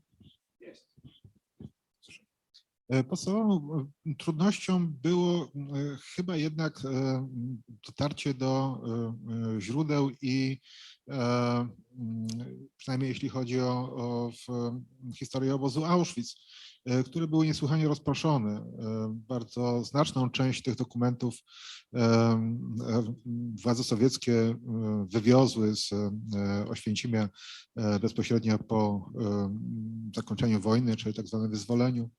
Natomiast inne akta również znajdowały się przez bardzo, bardzo wiele lat w różnych innych instytucjach, innych archiwach i tutaj dla mnie było to oczywiście jakoś sporą trudnością, ale też wyzwaniem i możliwością dotarcia do tych źródeł, przeczytania ich, zanalizowania.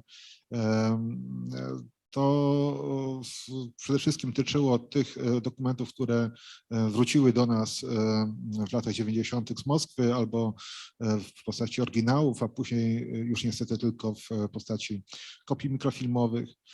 To było również umożliwienie nam wyjazdów zagranicznych i przebadania archiwów amerykańskich czy archiwum Yad Vashem, no i wreszcie stosunkowo niedawno archiwów brytyjskich, co z jednej strony oczywiście jest rzeczą budującą, że takie możliwości się pojawiły, z drugiej strony wszakże fakt, że odtajniano niejako te akta dopiero stopniowo, to zawsze budziło taki niepokój we mnie, czy to, co napisałem ostatnio, czy się utrzyma w sytuacji, kiedy na przykład zostały otwarte archiwa brytyjskie. No, powiem, że niekoniecznie, prawda? I tutaj ktoś może powiedzieć, kto to nie zna specyfiki pracy historyka, że ojej, a przecież, bo on napisał kiedyś coś innego, a teraz pisze zupełnie, no może nie zupełnie, ale weryfikuje swoje poprzednie ustalenia. No na tym to wszystko polega, prawda? I to jest to wyzwanie, które jest przed nami. Ja myślę, że zasoby archiwalne są tak spore, że powodują, iż bardzo często ludzie, którzy chcą napisać jakąś poważniejszą pracę monograficzną o Auschwitz, zostają czasami bezradni wobec ogromu tego materiału. I tutaj problem taktyczny polega na przykład na tym, że osoba, która otrzymuje grant na jakieś tam badania, nie jest w stanie, po prostu nie jest w stanie przebrnąć przez ów ogromny materiał. No, z drugiej strony chcę stwierdzić, że to dobrze, że my mamy taką możliwość, że nie musimy po 2 latach kończyć badań, możemy brnąć i przeszukiwać owe dokumenty znacznie dłużej. Także być może dlatego jesteśmy w pewnych aspektach lepsi, prawda? Ale tak, no ja akurat zaczynałem jeszcze nawet pracę przed 90 rokiem, ale już wtedy można było poczuć powiew nowych czasów, kiedy to właściwie już jakichś szczególnych ograniczeń tutaj nie stawiano poza jednym jedynym, to znaczy liczby ofiar. Tutaj wtedy pan ówczesny dyrektor wspomniał, że możecie pisać o wszystkim za wyjątkiem liczby ofiar. Ale wkrótce to się szybko bardzo zmieniło w ciągu dosłownie 2 lat. Także z wielkim entuzjazmem, muszę przyznać, prowadziłem wówczas te badania i mam nadzieję, że nie ulotnił się ten entuzjazm aż tak bardzo z wiekiem. Dziękuję, pani doktor. No to jest trudne pytanie, ponieważ ja w 90 roku pisałam maturę, więc... Ja prawie też. No właśnie, natomiast ja myślę, że absolutnie się z Piotrem tutaj zgadzam, natomiast myślę, że problem był jeszcze jeden w tym okresie, mianowicie dotarcie do świadków wydarzeń, dotarcie do ocalałych i kontakt z nimi i otwartość też strony żydowskiej. Ja w 93 roku rozpoczęłam pisanie pracy magisterskiej na tematy żydowskie, co prawda nie Holokaustu, ale dwudziestolecia międzywojennego. I dla mnie naturalnym wydawało się, że pójdę do gminy żydowskiej, poproszę o dokumenty, które posiadają i napiszę coś z tego. No niestety była olbrzymia niechęć z ich strony, dowodzenie, że żadnych dokumentów na temat tego, czego chcę, nie posiadają. To jakby jedna rzecz. No a druga rzecz, tak jak mówię, to są kontakty z mieszkańcami, ale też milczenie, bo proszę sobie wyobrazić, że ja uczęszczałam do liceum, które nosiło imię Hanki Sawickiej, a dopiero podejmując tam praktyki w 93 roku dowiedziałam się, że to liceum przed wojną nosiło nazwę Fürstenbergów i założycielami tejże szkoły byli Żydzi. Także przez te lata, kiedy ja się tam uczyłam, rzeczywiście żadna informacja na ten temat nigdzie się nie pojawiła. Punkt wyjścia był trudny, u pana profesora też. O, takie kombatanckie wspomnienia nam się zaczęły. Tak, proszę państwa, to znaczy ja powinienem powiedzieć tak, no było trudno, tak jak u Barei trochę. To. Natomiast faktycznie, proszę państwa, przeszliśmy ewolucję i w myśleniu o przeszłości i w ogóle w naszej pracy. No, pamiętam taką dyskusję, takie dyskusje toczyły się wielokrotnie, co jest tym najważniejszym wynalazkiem ostatnich lat. My oczywiście mówiliśmy komputer i tak dalej, ale starzy historycy mówili nie, kserokopiarka. Kserokopiarka to jest ten wynalazek, który zrewolucjonizował badania, bo oczywiście jeżeli przypomnimy sobie ten start, kiedy ja popatrzę w swoim mieszkaniu na te setki, tysiące kartek zapisanych ręcznie, bo nie było kserokopiarek albo to ksero było piekielnie drogie, to patrzymy na tą rewolucję wręcz związaną z możliwością fotografowania, udostępniania. Jest niezwykle łatwo i to jest wielki plus.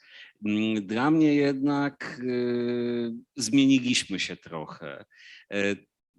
Zmieniliśmy się, jeżeli chodzi o podejście, to znaczy my byliśmy wychowywani w takim przekonaniu, jeżeli już była mowa o pewnej uczciwości, wspomniane tutaj zostało ta kwestia tej rozległości akt. Powinniśmy dążyć do tego, żeby ta kwerenda była jak najbardziej głęboka.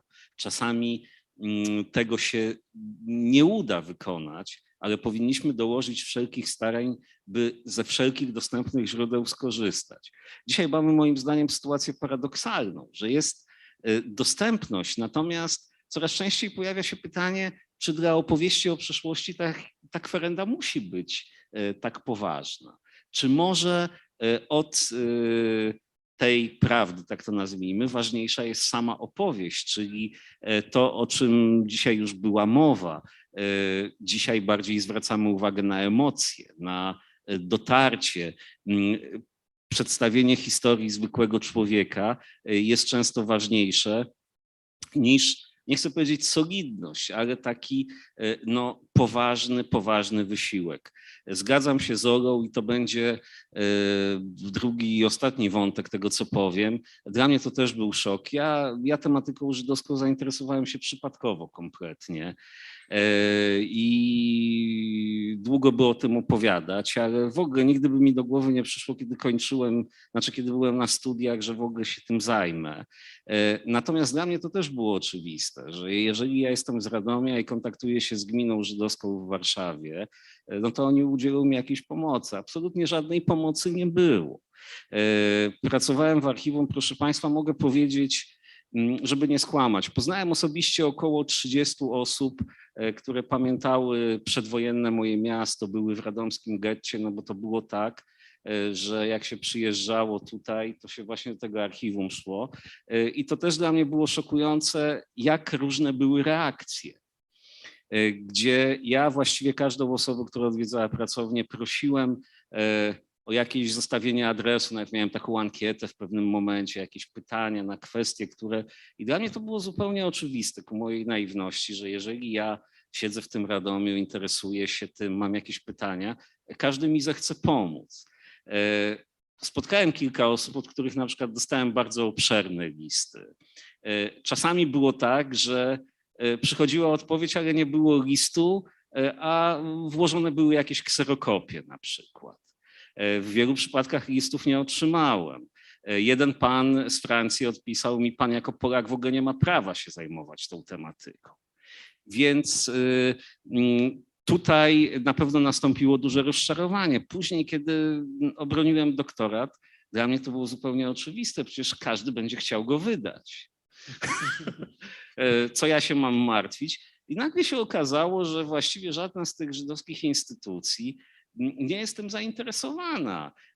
Ziomkostwa, jeszcze wtedy bodajże 3 Żydów radomskich, też właściwie nagle się okazało, że najbardziej obchodzi to mnie tak naprawdę i w znacznej mierze bardziej obchodzi mnie niż potomków tych ocalałych z Holokaustu czy ich, bo oni mieli zupełnie inne życie.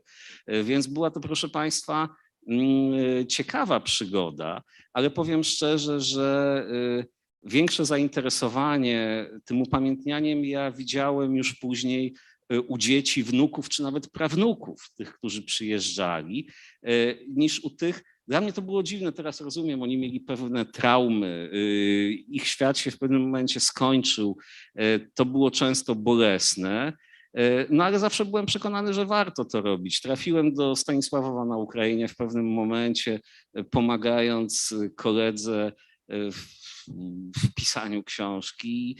Pani w Urzędzie Miejskim w Stanisławowie zapytana, czy są jakieś akta metrykalne Żydów, odpowiedziała, u nas nigdy nie było takiego wyznania.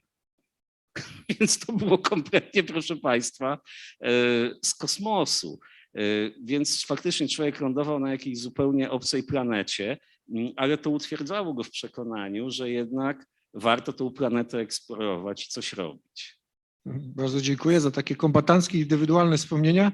Nie mówiliście Państwo o pieniądzach, ale też chciałem do Państwa też powiedzieć, lata 90. to straszna nędza takich instytucji, w których my pracowaliśmy, bo to faktycznie brakowało na wszystko, tak? Nie mówiąc zaczynając od paliwa, wyjazdów, jakichś materiałów, a kończąc na jakichś większych projektach. To rzeczywiście wymagało wielkiego samozaparcia i oddolnego działania, żeby wbrew temu wszystkiemu prowadzić jakąś merytoryczną rzecz, kiedy rzeczywiście instytucje nasze były na takiej krawędzi opłacalności we wczesnej fazie polskiego kapitalizmu, tak to nazwijmy.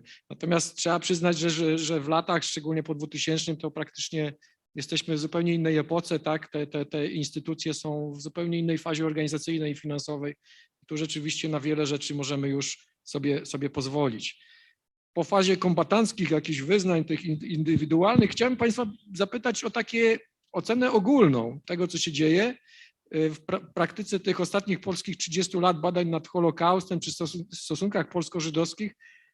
Co Państwo możecie uznać indywidualnie w swojej ocenie za największe dotychczasowe sukcesy, jakie mamy rzeczywiście jako kraj, jako badacze, takie kamienie milowe w rozwoju polskich badań muzealnictwa, polskich badań naukowych i muzealnictwa związanego z zagładą czy stosunkami polsko-żydowskimi? Może pani doktor, jak teraz? No to jest bardzo trudne pytanie, dlatego właściwie sukcesem jest każda dobra książka, która ukazuje się na temat Holokaustu. Dobra, wyważona, obiektywna, niestronnicza, to jest sukces. Sukcesem moim zdaniem jest to, ja mówiłam o niechęci strony żydowskiej, ale to się zmieniło teraz, to znaczy teraz jest wręcz przeciwnie. Ja mam przynajmniej takie doświadczenia, że strona żydowska jest bardzo otwarta i chętna do współpracy. Co jeszcze? Myślę, że ilość instytucji, która powstała i która zajmuje się tym, ilość osób zaangażowanych społecznie w upamiętnianie. Ja myślę, też próbowałam sobie policzyć, ile tych osób może być. Myślę sobie, jakby patrząc na statystyki, ile osób dostało na przykład nagrodę, nie wiem, że ich przyznaje nagrodę Pamięć, nie wiem, coś takiego jest. Polin przyznaje nagrodę dla osób, które angażują Nagroda się. Sendlerowej, tak, która też No właśnie, ma swoją tak. Więc jest to można liczyć w setkach te osoby, które rzeczywiście są mocno zaangażowane w upamiętnianie. Więc wydaje mi się, że ten postęp i ta bliskość do tematyki żydowskiej to jest ten sukces nasz. Pan profesor, jakby wskazał jeszcze może Znaczy, coś? ja się mogę zgodzić, to znaczy oczywiście nie wskażę jakiegoś jednego wydarzenia, czy nie wskażę jakiejś Listę książki. Schindlera pan wskazał, ale to Tak, było listę światowe. Schindlera, natomiast powiem jako ciekawostkę, nie ma tego złego, co by na dobre nie wyszło. Puszczenie Shoah w polskiej telewizji, my to z Olą wiemy, spowodowało reakcję Głównej Komisji Badania Zbrodni Hitlerowskich jeszcze wtedy i chcąc podważyć główne tezy tego filmu, komisja wszczęła śledztwo i właściwie efektem tego śledztwa stało się zebranie od blisko 2000 osób relacji, listów dotyczących ratownictwa osób narodowości żydowskiej. To jest ten materiał, który mam przyjemność edytować i gdyby nie ten film, pewnie pamięć tych osób o tych niezwykłych wydarzeniach stałaby się kompletnie ulotna. Natomiast ja zgadzam się z Olą, sukcesem jest na pewno te 30 lat. Sukcesem jest uporządkowanie cmentarzy żydowskich, spowodowanie, że w byłych synagogach nie mieszczą się już sklepy, czy też mogilniki, jak na przykład to miało miejsce w Ciepielowie, że unikamy tej dewastacji. Natomiast to wszystko składa się na jakiś dorobek wielkiego partnerstwa i też faktycznie wydaje mi się, że druga strona, jeżeli tak to mogę nazwać, Żydzi amerykańscy, izraelscy, zrozumieli, że ich antenaci stali się takim naprawdę trwałym elementem historii, począwszy od I Rzeczypospolitej. I to nie wynika z jakiegoś koniunkturalizmu polskiej strony, ale faktycznie te same nagrody, o których Ola wspomniała, dowodzi, że jest to szczere i robione przez ludzi, dla których ich wioska, miasteczko, miasto jest jakąś przestrzenią, z którą czują się emocjonalnie związani. To jest bardzo fajne, natomiast już ostatnie zdanie, czekam na te przełomy naukowe, naprawdę czekam, mam poczucie, że drobimy się nieustannie. Patrzę, chodząc po księgarniach, na książki dotyczące także historii Żydów. To jest tak naprawdę, to są w większości przekłady wielkich dzieł, które zostały napisane w Stanach Zjednoczonych. Czekam na jakąś na przykład wielotomową... lub regionalne Tak, książki. lub czekam na jakąś wielotomową historię Żydów na ziemiach polskich, na polską historię Holokaustu, na polską historię dwudziestolecia międzywojennego, na takie książki, które będzie można przełożyć na inne języki i nasze spojrzenie wprowadzić do światowej historiografii. Dziękuję. A z twojej instytucjonalnej wizji, Piotrze? Dla mnie chyba to jest to, co miałem okazję obserwować, zwłaszcza w latach 90., czyli mozolne bardzo budowanie wzajemnego zaufania, co naprawdę nie było łatwe i choćby podczas posiedzeń takiego ciała, które wtedy istniało, to znaczy Międzynarodowej Rady Oświęcimskiej, kiedy tutaj wysiłkiem heroicznym zupełnie dwóch przewodniczących polskiego i izraelskiego tejże rady udawało się poskromić takie widać było, że oparte na jakichś uprzedzeniach konflikty zupełnie irracjonalne. Widać było po prostu, że w miarę upływu czasu udaje się wytworzyć u naszych partnerów przekonanie, że my naprawdę chcemy uczciwie badać historię zagłady. I to trwało może 10 lat aż, tak jak ja to jestem w stanie ocenić. Chyba w większości się udało. Świetne. Jeszcze jeśli chodzi o instytucje, to ja ze swojej perspektywy myślę, że przełomem było Bełżec, otwarcie nowego muzeum w Bełżcu i to jest faktycznie taka nasze zobowiązanie państwowe, oczywiście robione w kooperacji ze środowiskami żydowskimi, ale generalnie to jest pokazanie nowej wizji, nowego spojrzenia naszego państwa tak naprawdę na upamiętnienie. Teraz ostatnio w tym roku otwarte, udostępnione jest muzeum w Sobiborze. Jeśli Państwo będziecie mieli okazję, to jedźcie. Od momentu, kiedy to muzeum jest otwarte, tam przychodzą teraz tysiące ludzi. Nagle okazało się, że ta historia ma swoje uzewnętrznienie, jest nie powiem atrakcyjna, ale jest w odpowiedni sposób przekazana. Tam jest niesamowita, współczesna, świetna polska wystawa pokazująca ten cały kontekst tego niewielkiego miejsca w środku lasu. Nad Bugiem. Także wydaje mi się, że kilka takich wielkich inwestycyjnych też kroków zrobiliśmy pod tym względem na pewno, a z perspektywy moich dzieci, jak tutaj mówimy o edukacji, ja byłem teraz w wakacje, przyprowadziłem moje 2 córki kilkunastoletnie do Muzeum Polin do Warszawy i są rzeczywiście zafascynowane całą tą historią, opowieścią i sposobem, w jaki to jest faktycznie zrobione. I to też trzeba pamiętać, że to jest faktycznie nasze, czymś, co możemy się faktycznie chwalić. Jeżeli mogę, ja bym dodała jeszcze otwartość władz, włodarzy miast na tą problematykę. Nie, to jest wbrew pozorom bardzo ważne. Ja też podam przykład tego naszego Domu Pamięci Żydów Górnośląskich, kiedy miasto Gliwice wyłożyło z własnego budżetu, z własnej kieszeni 10 milionów złotych na renowację dawnego domu przedpogrzebowego. I w tym miejscu teraz stoi to muzeum. Właściwie w Gliwicach to nie było miasto żydowskie. W Gliwicach przed wojną żyła kilkutysięczna społeczność niemieckich Żydów, a mimo wszystko w sąsiednim Będzinie czy Sosnowcu, gdzie Żydów żyło rzeczywiście sporo przed wojną, jakby tego podejścia nie ma, tej otwartości nie ma do tego tematu. Natomiast tu w Gliwicach jednak włodarze miasta zdecydowali się na taki krok.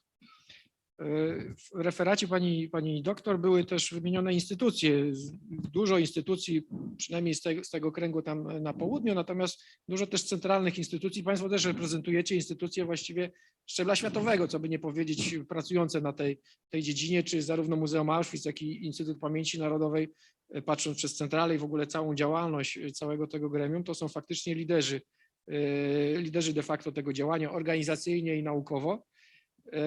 Pytanie jest takie trochę dziwne, czy to daje satysfakcję, jak człowiek wie, że jest na pierwszej linii frontu i faktycznie występuje. Czy to rzeczywiście jest takie, co sprawia radość, czy też z drugiej strony rodzi różnego rodzaju wątpliwości czasami, że jestem za coś odpowiedzialny takiego faktycznie na świecie? Pan profesor? To znaczy, ja powiem tak, dla mnie był zawsze najważniejszy człowiek i to nie z przyczyn, jak to nazwać, komercyjnych. Powiedziałem wielokrotnie, że ja napisałem naprawdę mnóstwo rzeczy regionalnych. Dzisiaj rozmawiam z moimi kolegami, którzy na przykład na serwis Akademia wstawiają swoje publikacje i nagle okazuje się, że te ujęcia takie z lotu ptaka o I Rzeczpospolitej mało kogo obchodzą, a publikacje regionalne naprawdę cieszą się ogromnym zainteresowaniem. No mam to samo z moimi. Właśnie, to jest zawsze super, jeżeli przychodzi ktoś, kto powie: o, pan napisał o moim dziadku, pan napisał o moim tacie, nagle się dowiedziałam, że mój pradziadek był świadkiem egzekucji, czy składał zeznanie. To jest naprawdę, można powiedzieć żartobliwie, że historia, która trafia pod strzechy, ale tutaj naprawdę człowiek ma świadomość, że nie pisze tylko dla swoich kolegów po fachu, którzy tylko się czają, żeby mu wbić nóż w plecy i powiedzieć: tego nie wykorzystałeś, tu jest data przekręcona, a to ale faktycznie mamy do czynienia z szerokim odbiorcą.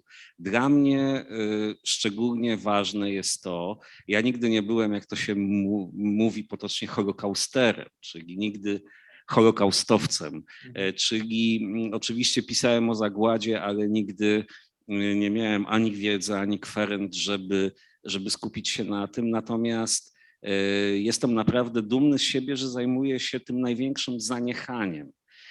Między innymi Głównej Komisji Badania Zbrodni Hitlerowskich jeszcze wtedy, czyli Polakami ratującymi Żydów i tym, o czym Ola na pewno więcej powie, czyli Polakami represjonowanymi przez Niemców w najróżniejszy sposób za pomoc Żydom, czyli tym, którzy zostali zamordowani, uwięzieni, pobici, ograbieni itp. itd. To jest naprawdę często przypomina układanie puzli, ale jest to wyciąganie z otchłani niepamięci, przywracanie naprawdę potomnym ludzi, którzy w tej najczarniejszej godzinie zachowali się z godnością. Przepraszam za moje gadulstwo, ale powiem, bo to wracając do naszej rozmowy o latach 80., do tej dominacji historii strzelanej i ja często podkreślam to, że to jest paradoksalne, nikt się tym nie interesował przez lata. Nikt się tym nie interesował. Ja pamiętam, to chyba jeszcze było w Archiwum Głównym Akt Dawnych, jedno z pierwszych spotkań projektu Indeks. Jak ja powiedziałem: a wiecie, koło mnie to tam w grudniu 1942 roku Niemcy zabili ponad 30 osób. Co ty opowiadasz? To w ogóle niesamowite. Nikt nie miał, proszę państwa, tej świadomości.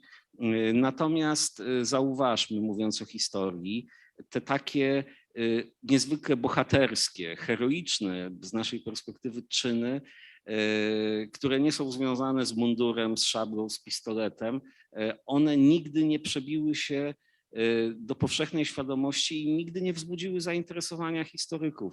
Dla mnie to jest szokujące. Mamy gigantyczną ilość akt Rady Głównej Opiekuńczej na przykład, która dziesiątki, to nie jest przesada, tysięcy ludzi ratowała, żywiąc ich codziennie. Mamy jedną książkę profesora Krola świętej pamięci i jedną monografię dystryktową. Mieliśmy Polski Czerwony Krzyż w generalnym gubernatorstwie, który starał się heroicznie prowadzić jakieś tutaj punkty medyczne Nikt o tym nie wie. Także dla mnie, to już będzie ostatnie zdanie, naprawdę znacznie ważniejsze jako dla historyka od powielania w kółko jakichś mądrości, i to zazwyczaj cudzych, i udawania, że to ja to wymyśliłem, jest naprawdę zrobienie pracy mikrohistorycznej i wydobycie z otchłani niepamięci kogoś, kto z mojej perspektywy na to na pewno zasługuje. Pani doktor jest w centralnym programie IPN-u. Jak to jest? Znaczy nic dodać, nic ująć, jeżeli chodzi o to, co powiedział Sebastian. Dla mnie, powiem Państwu, że bardzo ważne, najważniejsze w tej pracy są głosy ludzi, do których docieram, i łączenie rodzin, ponieważ ja zajmuję się głównie pomocą dla ludności żydowskiej w czasie wojny i represjonowanymi za pomoc Żydom w czasie wojny. I odtwarzanie, rekonstruowanie pewnych historii i łączenie tych historii w większe opowieści, łączenie ludzi między sobą, ocalonych z ratującymi i odwrotnie, to jest chyba to, z czego najbardziej jestem dumna i co mnie najbardziej cieszy. Piotrze, ja też rozmawiam z swoimi kolegami z biura prasowego. Nie wiem, czy Państwo wiecie, na Facebooku i na różnych źródłach internetowych Muzeum Auschwitz śledzą miliony ludzi z całego świata.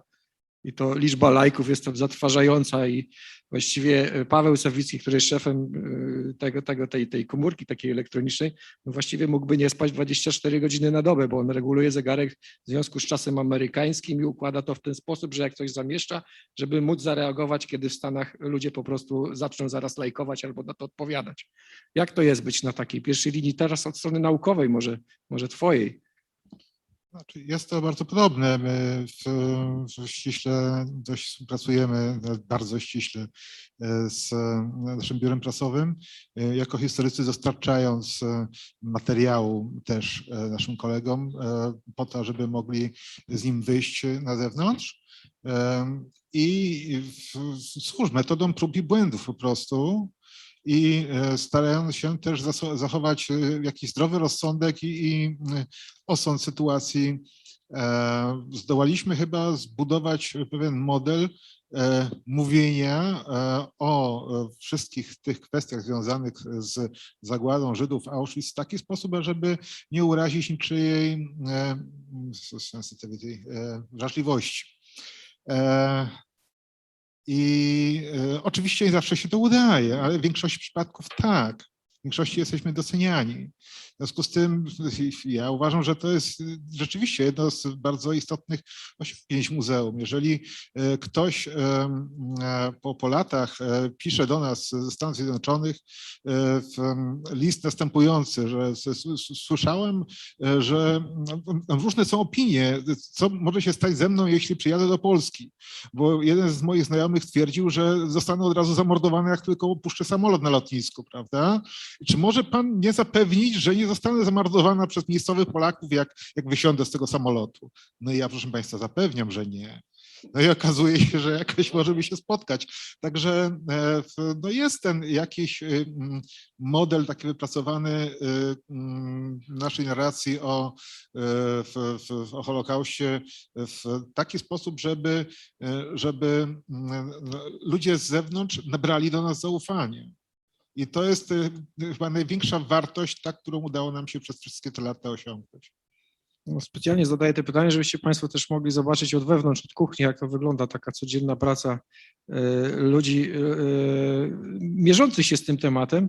Jeszcze jest jedno pytanie, zanim oddamy głos pytaniom z zewnątrz. Jakie jest Państwa zdanie na temat tej dyfamacji, nazywania polskich obozów i tak dalej? Czy waszym zdaniem to jest na etapie wznoszącym, już osiągnęło swoją kumulację, czy to faktycznie opada? Bo na co dzień na pewno się z tym mierzycie instytucjonalnie. W mojej instytucji też to działa, reagujemy, kiedy rzeczywiście takie rzeczy są. Natomiast pytanie, nie wiem, czy o statystykę, czy o nasilenie tego, jak myślicie, to w końcu uda nam się z tym skończyć w jakiś sposób? W przypadku biura, w przypadku Instytutu Pamięci Narodowej polecam Państwu sprawozdania sejmowe, które są zamieszczone na naszej stronie i tam jest taka zakładka, która opisuje momenty właśnie, te momenty nasilenia i walki z oskarżeniami czy z przekłamaniami. I to chyba 19 rok to był taki najtrudniejszy rok dla Instytutu Pamięci Narodowej. Jakby ja nie mam z tym styczności, u nas jest specjalna komórka, która się tym zajmuje, w związku z tym jakby nie mogę też podać przykładu, czego to dotyczyło. Wiem, że filmów na Netflixie, które wyświetlano, no sporo tego było. W każdym razie takie informacje możecie Państwo znaleźć w internecie, w jaki sposób odniósł się do tego Instytut Pamięci Narodowej. No Piotrze, u Was? No cóż, znaczy ja osobiście nigdy nie spotkałem się z kimś, kto przyjechałby do Muzeum Auschwitz i zobaczywszy napis nad bramą, stwierdziłby, że to jest po polsku, prawda? Niemniej to gdzieś tam funkcjonuje, niestety na obrzeżach rzecz jasna, ale jednak funkcjonuje, jest to niezmiernie irytujące i zwalczanie tego jest chyba niemożliwe z tego względu, że to jest wynikiem pewnego lenistwa. Jest to taka użyteczna kalka, zwłaszcza w języku angielskim, tak fajnie, potoczyście brzmi. Co można robić i to staramy się robić, po prostu nie tyle oburzać i wykrzykiwać to nasze oburzenie w każdym pojedynczym przypadku, kiedy to jakiś tam dziennikarz w Boliwii użyje tego rodzaju określenia. Staramy się zwalczać to w zarodku, nawiązując kontakt z redakcjami gazet czy mediów, przekazując im gotowe formuły, takie, które są niekonfliktowe. Czym był obóz Auschwitz na przykład? Był obozem założonym przez Niemców, że wyginęli w nim Żydzi, ale również Polacy i tak dalej, że generalnie był to obóz państwowy zarządzany przez państwowe władze niemieckie i tak dalej. Więc albo krótsze, albo dłuższe tego rodzaju formuły włączane są w ten sposób do takich gotowych szablonów, które funkcjonują w danych redakcjach. I teraz, jeżeli dziennikarz nie wie, jak ująć dany temat, to sięga do takiego szablonu, omijając tą drogę na skróty, ażeby powiedzieć o polskich obozach koncentracyjnych. To jest chyba jakieś sensowne i racjonalne wyjście. No, myślę, że to już jest jakiś sukces, bo to faktycznie nie zdarza się już teraz praktycznie codziennie, czy nie jest faktycznie jakimś takim masowym zjawiskiem. No ale ostatnio o polskim obozie Stutthof też napisała poważna niemiecka gazeta, ale to faktycznie bardzo szybko, w godzinę czy dwie teraz praktycznie się załatwia. To myślę, że ta procedura po prostu w jakiś sposób działa w tych naszych instytucjach. Mamy teraz minuty na pytania od Państwa, gdyby były takie potrzeby, proszę. Sobie pozwolę z racji tego, że dzierżę też ten mandat organizatora dzisiejszego dnia, zadać Państwu to pytanie, bo tytułem konferencji oczywiście były pozytywne aspekty i zarówno wystawa, jak i to, co Państwo mówiliście o tych pozytywnych aspektach głównie, ale nie można jakby skończyć tej dyskusji bez pytania o bilans. Bo pozytywne aspekty zostały omówione, natomiast właśnie jaki jest bilans? Bo jak ja tak słucham tego, co Państwo mówicie, ale jednocześnie słucham tego, co na przykład Pan powiedział o tym Amerykaninie, który boi się przyjechać do Polski, że go tu jakoś źle potraktują czy zabiją. No właśnie jaki jest ten bilans? Czy odnieśliśmy sukces, bo zbudowaliśmy tę instytucję, bo jest lepiej niż wtedy, kiedy było na początku, bo są relacje? Czy odnieśliśmy porażkę, bo ktoś jest w stanie pomyśleć, że grozi mu niebezpieczeństwo, kiedy przyjedzie do Polski i jak silna musi być ta kalka, no bo pewnie nie myśli tak, kiedy jedzie do Francji na przykład, prawda? Albo do Niemiec. Więc jakbyście Państwo spróbowali się z tym bilansem teraz chwilę pomęczyć. Dziękuję za pytanie, bo miałem je zadać na końcu, jak już skończy się pytania publiczności, ale spróbujmy. Kto z Państwa pierwszy? Ja tylko chciałem dodać, że to jest historia sprzed ponad 20 lat. Ale teraz pewnie nikt nie spodziewa się, jednak lądując na Okęciu, że zostanie natychmiast zamordowany przez jakichś lokalnych antysemitów. Natomiast oczekuje, zdarzają się takie oczekiwania, rzecz jasna, że zostanie źle potraktowany, że z niechęcią i tak dalej. Także cóż, jaki jest bilans? To znaczy tak, z jednej strony obserwujemy te pozytywne zmiany i one rzeczywiście były, mam nadzieję, że będą pozytywne w dalszym ciągu, aczkolwiek czasami ręce opadają w wyniku jednej czy drugiej wypowiedzi znanego polityka i szumu prasowego wokół tego, kiedy w jakiejś tam mierze te nasze starania są zaprzepaszczane po prostu. Zgadzam się absolutnie. Jeżeli chodzi o kontakty międzyludzkie, ja myślę, że bilans jest na plus. To znaczy to się poprawiło w kontaktach, bo mówimy tutaj o kontaktach polsko-żydowskich. Ja myślę, że to poszło do przodu.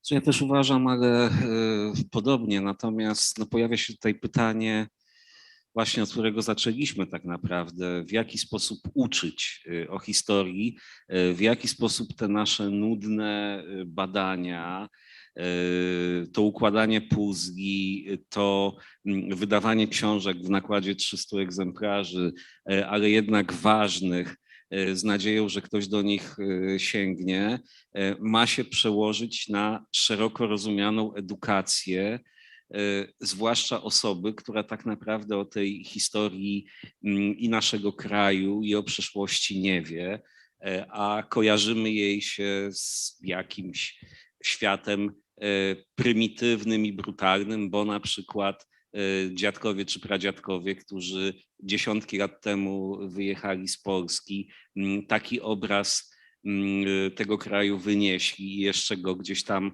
w świecie podkolorowali. Ja, proszę Państwa, powiem, że kompletnie nie wiem. Dlatego poszedłem na archiwistykę, że nie chciałem być nauczycielem i to była decyzja z premedytacją.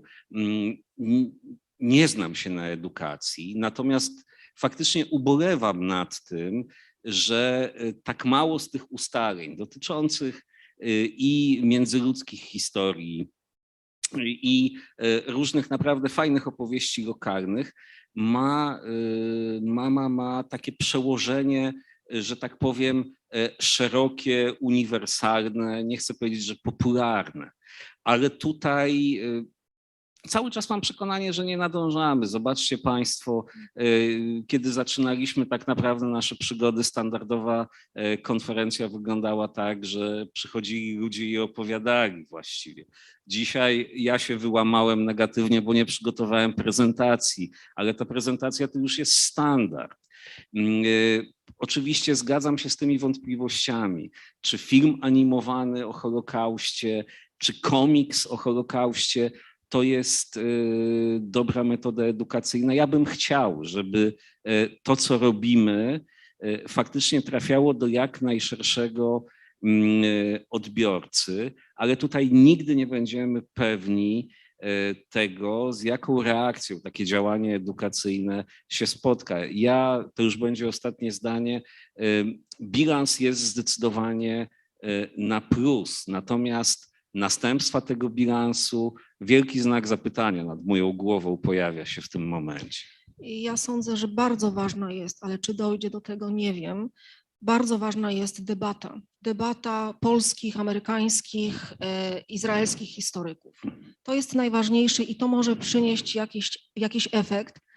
Natomiast obawiam się, że nie dojdzie w najbliższym czasie do tej debaty. Państwo orientujecie się doskonale, z jakich przyczyn. I przygotowanie wspólnego, nie wiem, czy podręcznika, czy jakiejś syntezy, która uwzględniałaby rzeczywistą prawdę o tym, co było w okresie wojny. Natomiast ja mam tylko Państwo, bo tak, edukacja u nas pozostawia wiele do życzenia. Mamy tego świadomość, także o Holokauście. Ja pamiętam, parę lat temu miałam spotkanie z młodzieżą i zadałam pytanie, słuchajcie, no zaczniemy od tego, powiedzcie mi, kim są Żydzi, zdefiniujcie mi pojęcie Żyda. No to usłyszałam, no to jest taki ktoś, kto ma taką długą brodę, wie pani, i takie coś tutaj mu zza uszu wychodzi. No więc, ale to też skądś to wynika, prawda, że on się taką frazeologią posługuje, prawda. Natomiast, ale edukacja też z drugiej strony jest istotna. Zawsze kiedyś do mojej córki przyjechała dziewczyna z Finlandii na wymianie, była i oglądałam podręcznik do geografii tej dziewczynki. Zawsze o tym opowiadam, bo to jest dla mnie to jest wstrząsające, proszę Państwa. I jeden z rozdziałów tej książki, to nie będzie o Holokauście, jeden z rozdziałów tej książki dotyczył krajów Europy Środkowo-Wschodniej i jedna lekcja dotyczyła Słowacji, Polski i Czech. I każdy z tych akapitów poświęconych tym krajom był zilustrowany. I tak Czechy były zilustrowane zdjęciem Pragi, Słowacja Tatrami, a proszę sobie wyobrazić, że Polska była zilustrowana pastwiskiem z owcami oraz takim śląskim familokiem z klopsztangą, czyli z, jak to jest po polsku, no, Klopsztego. no dywany się na tym Trzepak. trzepak. A. Trzepak, właśnie dziewczynka, która wisiała na tym trzepaku. No więc nic dodać, nic ująć, prawda? Znaczy, jeśli mogę o bilans, bo ja jestem też edukatorem, 20 lat zajmowałem się edukacją w Muzeum Auschwitz, tak? No, jestem teraz formalnie w dziale naukowym, natomiast muszę powiedzieć jako naukowiec, jako edukator, że nie mamy teraz właściwie żadnych kompleksów, jeśli chodzi o kontakty, mamy partnerów naprawdę na całym świecie i nie mamy kompleksów, jeśli chodzi o logistykę, zaplecze, funkcjonowanie i nie mamy się co wstydzić metod, które mamy. No to Piotr też może przyznać, że Międzynarodowe Centrum Auschwitz i Holokauście robi niesamowite rzeczy, jest liderem właściwie edukacji, wyznacza pewne standardy i świat się zdecydowanie zmienił i myślę, że te 30 poprzednich lat, tak jak pan profesor i pani doktor, wszyscy tu twierdzimy, myślę, że poszliśmy zdecydowanie do przodu. Słuchamy tylko- jeszcze pewnie, ostatnie poproszę krótkie pytanie. Moje pytanie dotyczy Alain Besancona, który w swojej tezie, bardzo wybitny historyk, powiedział, że nie ma wyjątkowości Shoah. Nie ma wyjątkowości. I teraz, jeżeli mówimy o Auschwitz, to mówimy Polacy, i obliczamy, ilu było Polaków, i mówimy Żydzi. I obliczamy 90% to byli Żydzi. Ale to nie byli Żydzi, tylko Żydzi. To byli Żydzi francuscy, Żydzi węgierscy, Żydzi niemieccy, Żydzi z różnych narodów.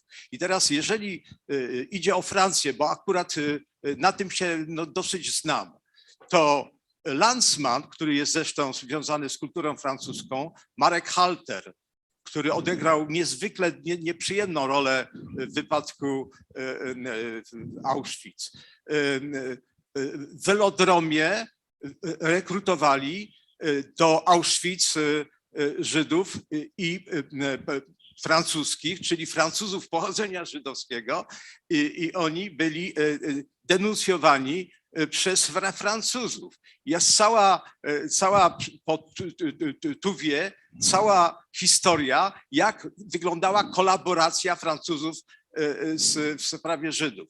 I teraz, jeżeli my mówimy o Auschwitz, o Polakach i Żydach, to wydaje mi się, że trzeba było powiedzieć o Polakach, o Żydach Polakach, i to jest ogromna ilość, nie wiem ilu było Żydów z Polski. 300 000.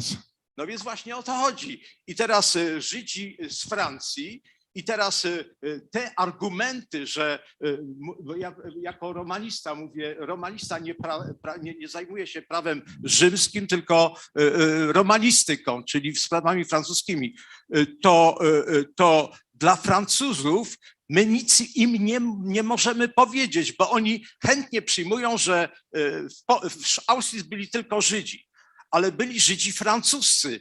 I oni wiedzą o tym, że transport do Auschwitz był w SNCF liniami francuskimi, że była kolaboracja i mają te problemy, których my nie chcemy jakby uruchomić. To trzeba by było wyliczyć i potem w argumentach pokazać, że to była wielość z Europy, z Polski byli Polacy i polscy Żydzi i w takim razie nie wiem, czy Państwo się zgadzacie z tym, że dzisiaj to jest rzecz, którą należy, na przykład we Francji tego nie wiedzą. Na pewno tego nie wiedzą i trzeba by było to opowiedzieć.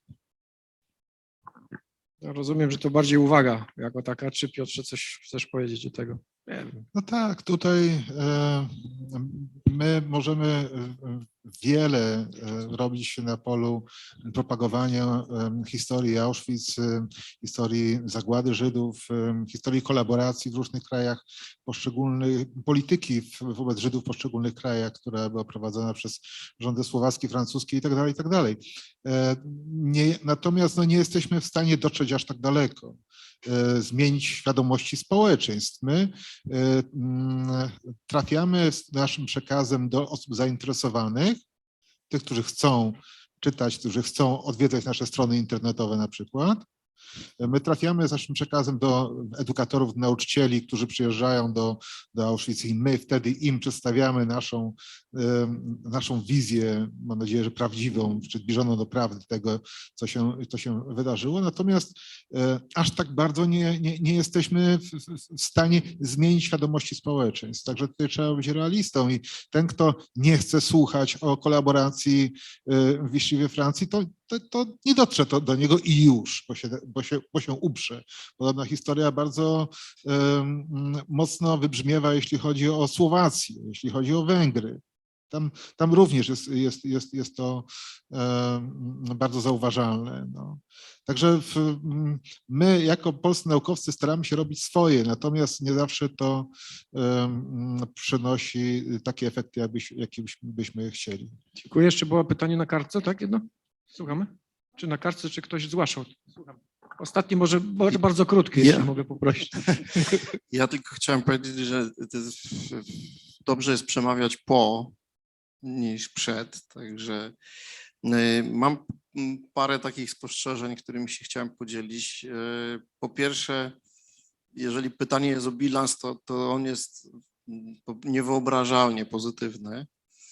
I myślę, że większość z Państwa, którzy jak zaczynaliście swoją karierę zawodową, nigdy nie sądziła, że znajdziemy się w takim punkcie, jak w tej chwili jesteśmy.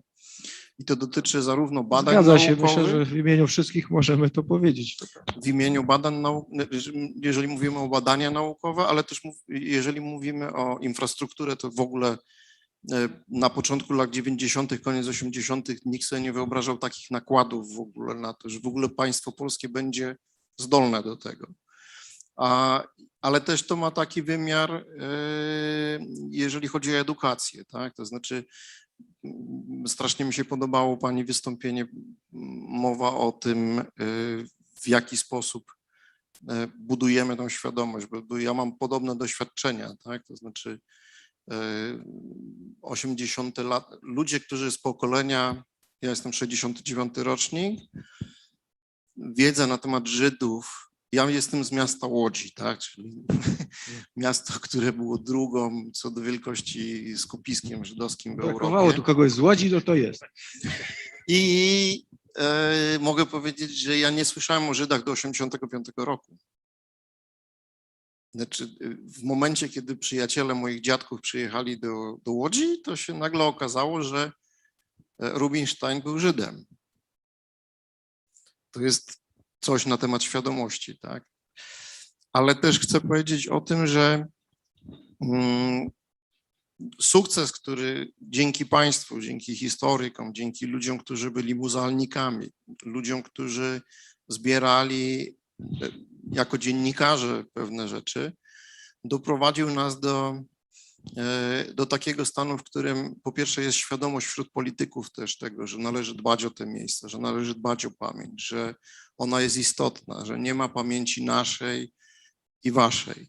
Ale jednocześnie też jesteśmy w takim momencie, w którym Państwo na pewno dobrze to widzicie, że jest rozjechana jakby nasza wiedza o Holokauście, nasze postrzeganie Holokaustu, historii Polski i to, co ludzie za granicą myślą, ja nie mówię o naukowcach, którzy się interesują, ale myślą o Polsce. W jaki sposób widzą Polskę, Polaków, takie wydarzenie, jak Pan miał pytanie o bezpieczeństwo. Ja w 2007 roku przyjmowałem jednego z dyrektorów generalnych Ministerstwa Spraw Zagranicznych Izraela i kobieta zemdlała po wyjściu z samolotu, bo po prostu bała się, że zostanie zamordowana. Tak? To są rzeczy, które może dla nas są jakby zrozumiałe, bo my wiemy, jak się buduje znaczy z jakimi nastrojami ludzie jadą, jakie mają opowieści rodzinne, często bardzo dramatyczne.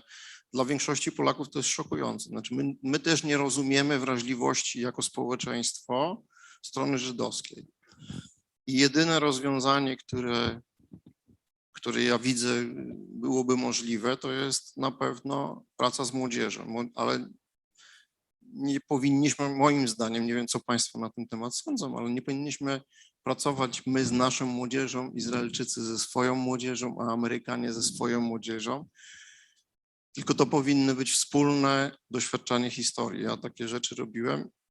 Wiem, że to zupełnie przemiela umysł, że tak powiem, i Polaków, i Żydów, i w tym upatruję jakiejś tam nadziei. No, i jeszcze tylko jedna rzecz. To pytanie o bilans jest takie, ja rozumiem, że to jest kontrolne, ale to jest tak naprawdę nigdy nie kończąca się historia. Znaczy ta praca, którą wy podejmujecie, wchodzą młodzi ludzie w tej chwili w to. Byłem w Chełmie ostatnio a propos infrastruktury. Dokładnie. Młoda ekipa, wspaniali ludzie i widać, że to jest sztafeta pokoleń, która przejęła, bo tam Łucja Nowak kiedyś miała swoje wizje, teraz są młodzi ludzie. Ja ze swojej strony mogę powiedzieć, że będę szukał młodych ludzi i zwracał się do was z prośbą o rekomendacje, bo chcę też z kolei ludzi, którzy niosą pamięć i są młodzi, zainwestować w nich w ten sposób, że chcę ich wysłać po instytucjach holokaustowych na świecie. Chcę, żeby rząd sfinansował tego typu wyjazdy. One mają w moim przekonaniu, to jest inwestycja w przyszłość, tak? One mają na celu nie tylko to, żeby oni się dowiedzieli, co tam jest, ale żeby nawiązali bezpośrednie poziome kontakty. Dzisiaj jest sytuacja dramatycznie inna niż w 80-tych latach, gdzie trzeba było czekać na list, tłumaczyć go, bo jeszcze też nasi pracownicy nie znali angielskiego albo niemieckiego. Dzisiaj młodzież, która wchodzi z przygotowaniem historycznym do instytucji, jest po prostu, to jest zupełnie inny świat. Oni mają maile, mają telefony, WhatsAppy. To wszystko jest możliwe zbudowanie relacji, wartościowych relacji i współpraca. To wszystko. Dziękuję serdecznie. Dziękuję. Kończąc, no, chciałem wrócić do tego, co mówiłem na początku. Każde pokolenie pisze swoją historię, jak nas uczyli, każda generacja. I nie bez przyczyny zacząłem tym Landsmanem latami 80., żeby Państwu pokazać, jaki był właściwie punkt startu, a kończymy, myślę, że dosyć pozytywnie i w dosyć takich barwach budzących nadzieję. Nie mówimy tu o politycznych aspektach, tylko mówimy o nauce, edukacji, o pamięci, o tym, jak funkcjonujemy. Zacząłem Landsmanem i tym historycznym filmem i zostawię Państwa z tym, czy warto już teraz zrobić naszą polski suplement do tego świata, który on pokazał w latach 70., ale to wtedy był głos francuskiego Żyda, który zrobił film o Holokauście, a ja myślę, że dzisiaj konstatacją naszą powinno być to, że myślę, że my zaczęliśmy być głosem i zaczęliśmy pisać pewną wizję i pewną historię. Polecam Państwu, miesiąc czy dwa temu ukazała się niesamowita rzecz, która myślę przejdzie do historiografii na temat Holokaustu i zagłady. Książka Piotra Cywińskiego, dyrektora Auschwitz, monografia człowieka. Ktoś, kto to przeczyta, zobaczy, jak bardzo zmienił się świat i sposób postrzegania tej całej tematyki. Nigdy w polskiej książce nie widziałem takiego zbioru relacji żydowskich przetłumaczonych z książek z kilkudziesięciu języków świata. Jeśli ta książka zostanie przetłumaczona na angielski, myślę, że nigdy żaden odbiorca anglojęzyczny nie będzie miał tak tylu wielu dziesiątek czy setek relacji Polaków, którzy byli w Auschwitz. Ten cały świat, który tam jest zbudowany za pomocą kilkuset relacji, oparty na kilka tysięcy zbiorów, które zostały przebadane, pokazuje, że to było 1 300 000 światów. Auschwitz to nie był jedyny obóz, który każdy widzi z jakiejś perspektywy państwa, ideologii czy religii. Tam byli już konkretni ludzie z konkretnymi wyobrażeniami. Ci, którzy przeżyli, zostawili te relacje i wskazują nam, że świat jest bardzo różnorodny i trzeba szanować to, co oni przeżyli, bo my tego tak naprawdę nigdy nie zrozumiemy, bo nigdy tam nie będziemy.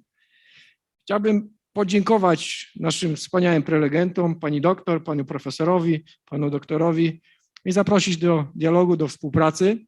Chciałem też podziękować panom tłumaczom, panu Aleksandrowi Jakimowiczowi i panu Piotrowi Krasnowolskiemu za dzielne towarzyszenie nam, chociaż tego nie słyszeliśmy, ale mówimy szybko, emocjonalnie i pewnie z jakąś pasją. Mam nadzieję, że to państwo zauważyli, bo trudno zajmować się tą tematyką i nie mieć do tego emocjonalnego stosunku.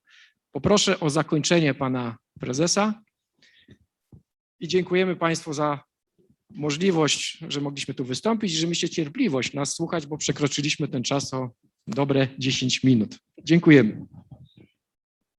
Dziękuję bardzo Państwu prelegentom, panu moderatorowi za poprowadzenie tej debaty, za przygotowanie referatów.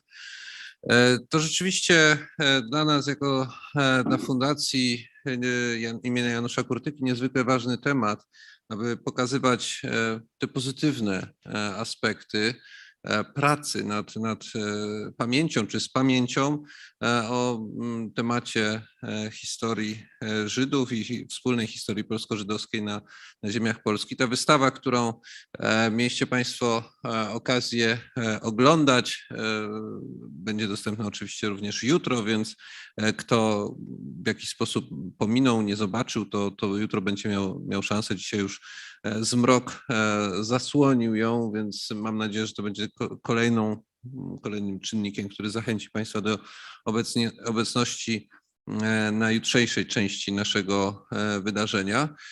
Natomiast jeszcze tak podsumowując w kilku słowach ten panel, myślę, że tutaj tak naprawdę trzeba zdać sobie sprawę z jednej rzeczy, że rzeczywiście my jako Rzeczypospolita, mówiąc to słowo, obejmuje nim te wszystkie inicjatywy, począwszy od tych państwowych inicjatyw, skończywszy na tym stowarzyszeniu lokalnym, które w jakiś sposób też stara się pamiętać, czyli wspólnota wszystkich obywateli polskich, którzy tą tematykę mają w sercu, którzy w jakiś sposób współtworzą ten, można powiedzieć, ruch, prawda, który złożony z naukowców i działaczy, który jakby stara się prowadzić ten z jednej strony dialog polsko-żydowski, z drugiej strony to upamiętnienie. Wszyscy ci ludzie działają tak naprawdę z pewną ideą i ta idea, ja bym powiedział, że to jest z jednej strony walka o prawdę, bo trzeba pisać prawdę taką, jaką ona była, ale z tej walki o prawdę wynika też takie bardzo silne, myślę, zobowiązanie do obrony tej prawdy. To znaczy, że cała ta infrastruktura, te kontakty, te środowiska, one nie mają, czy też tracą po części sens, jeśli będzie triumfować kłamstwo. Bo po to się to robi, żeby odpierać nieprawdy. I tak jak trzeba odpierać te nieprawdy negacjonistów Holokaustu, bo są po prostu nieprawdami, tak samo trzeba odpierać te kłamstwa, które mówią o tym, że to były polskie obozy zagłady i implikują z tych faktów bardzo daleko idące wnioski, czy domagają się różnego rodzaju świadczeń, które w sposób prawny nienależny, ale wywodzą właśnie z tych wniosków historycznych. Bo ta infrastruktura, którą zbudowaliśmy, po części my wszyscy jako podatnicy, temu właśnie służy. To jest nie tylko jakby świat indywidualny, każdego z badaczy, każdego z dyrektorów, czy tych środowisk, które współtworzą instytucje, ale to też ma swój makrocel. To znaczy Rzeczypospolita, jak sądzę, przeznacza na te instytucje pieniądze po to, żeby one reprezentowały prawdziwą narrację o historii, zarówno kiedy jest ona niewygodna, jak i wtedy, kiedy trzeba po prostu odpierać kłamliwe publikacje czy zarzuty. I właśnie przede wszystkim tutaj jako prezes fundacji i organizator dzisiejszego wydarzenia za aktywność w tym aspekcie chciałbym Państwu podziękować, bo te elementy też się tutaj przewijały. Może to nie był główny nurt, bo chcieliśmy skupić się na tym, co pozytywne, na tych pomnikach pamięci, które powstały, ale tak naprawdę ten pomnik pamięci nabierze swojej funkcji wtedy, kiedy po pierwsze upamiętnia, ale też po drugie, kiedy stoi na straży prawdy. Dziękuję bardzo.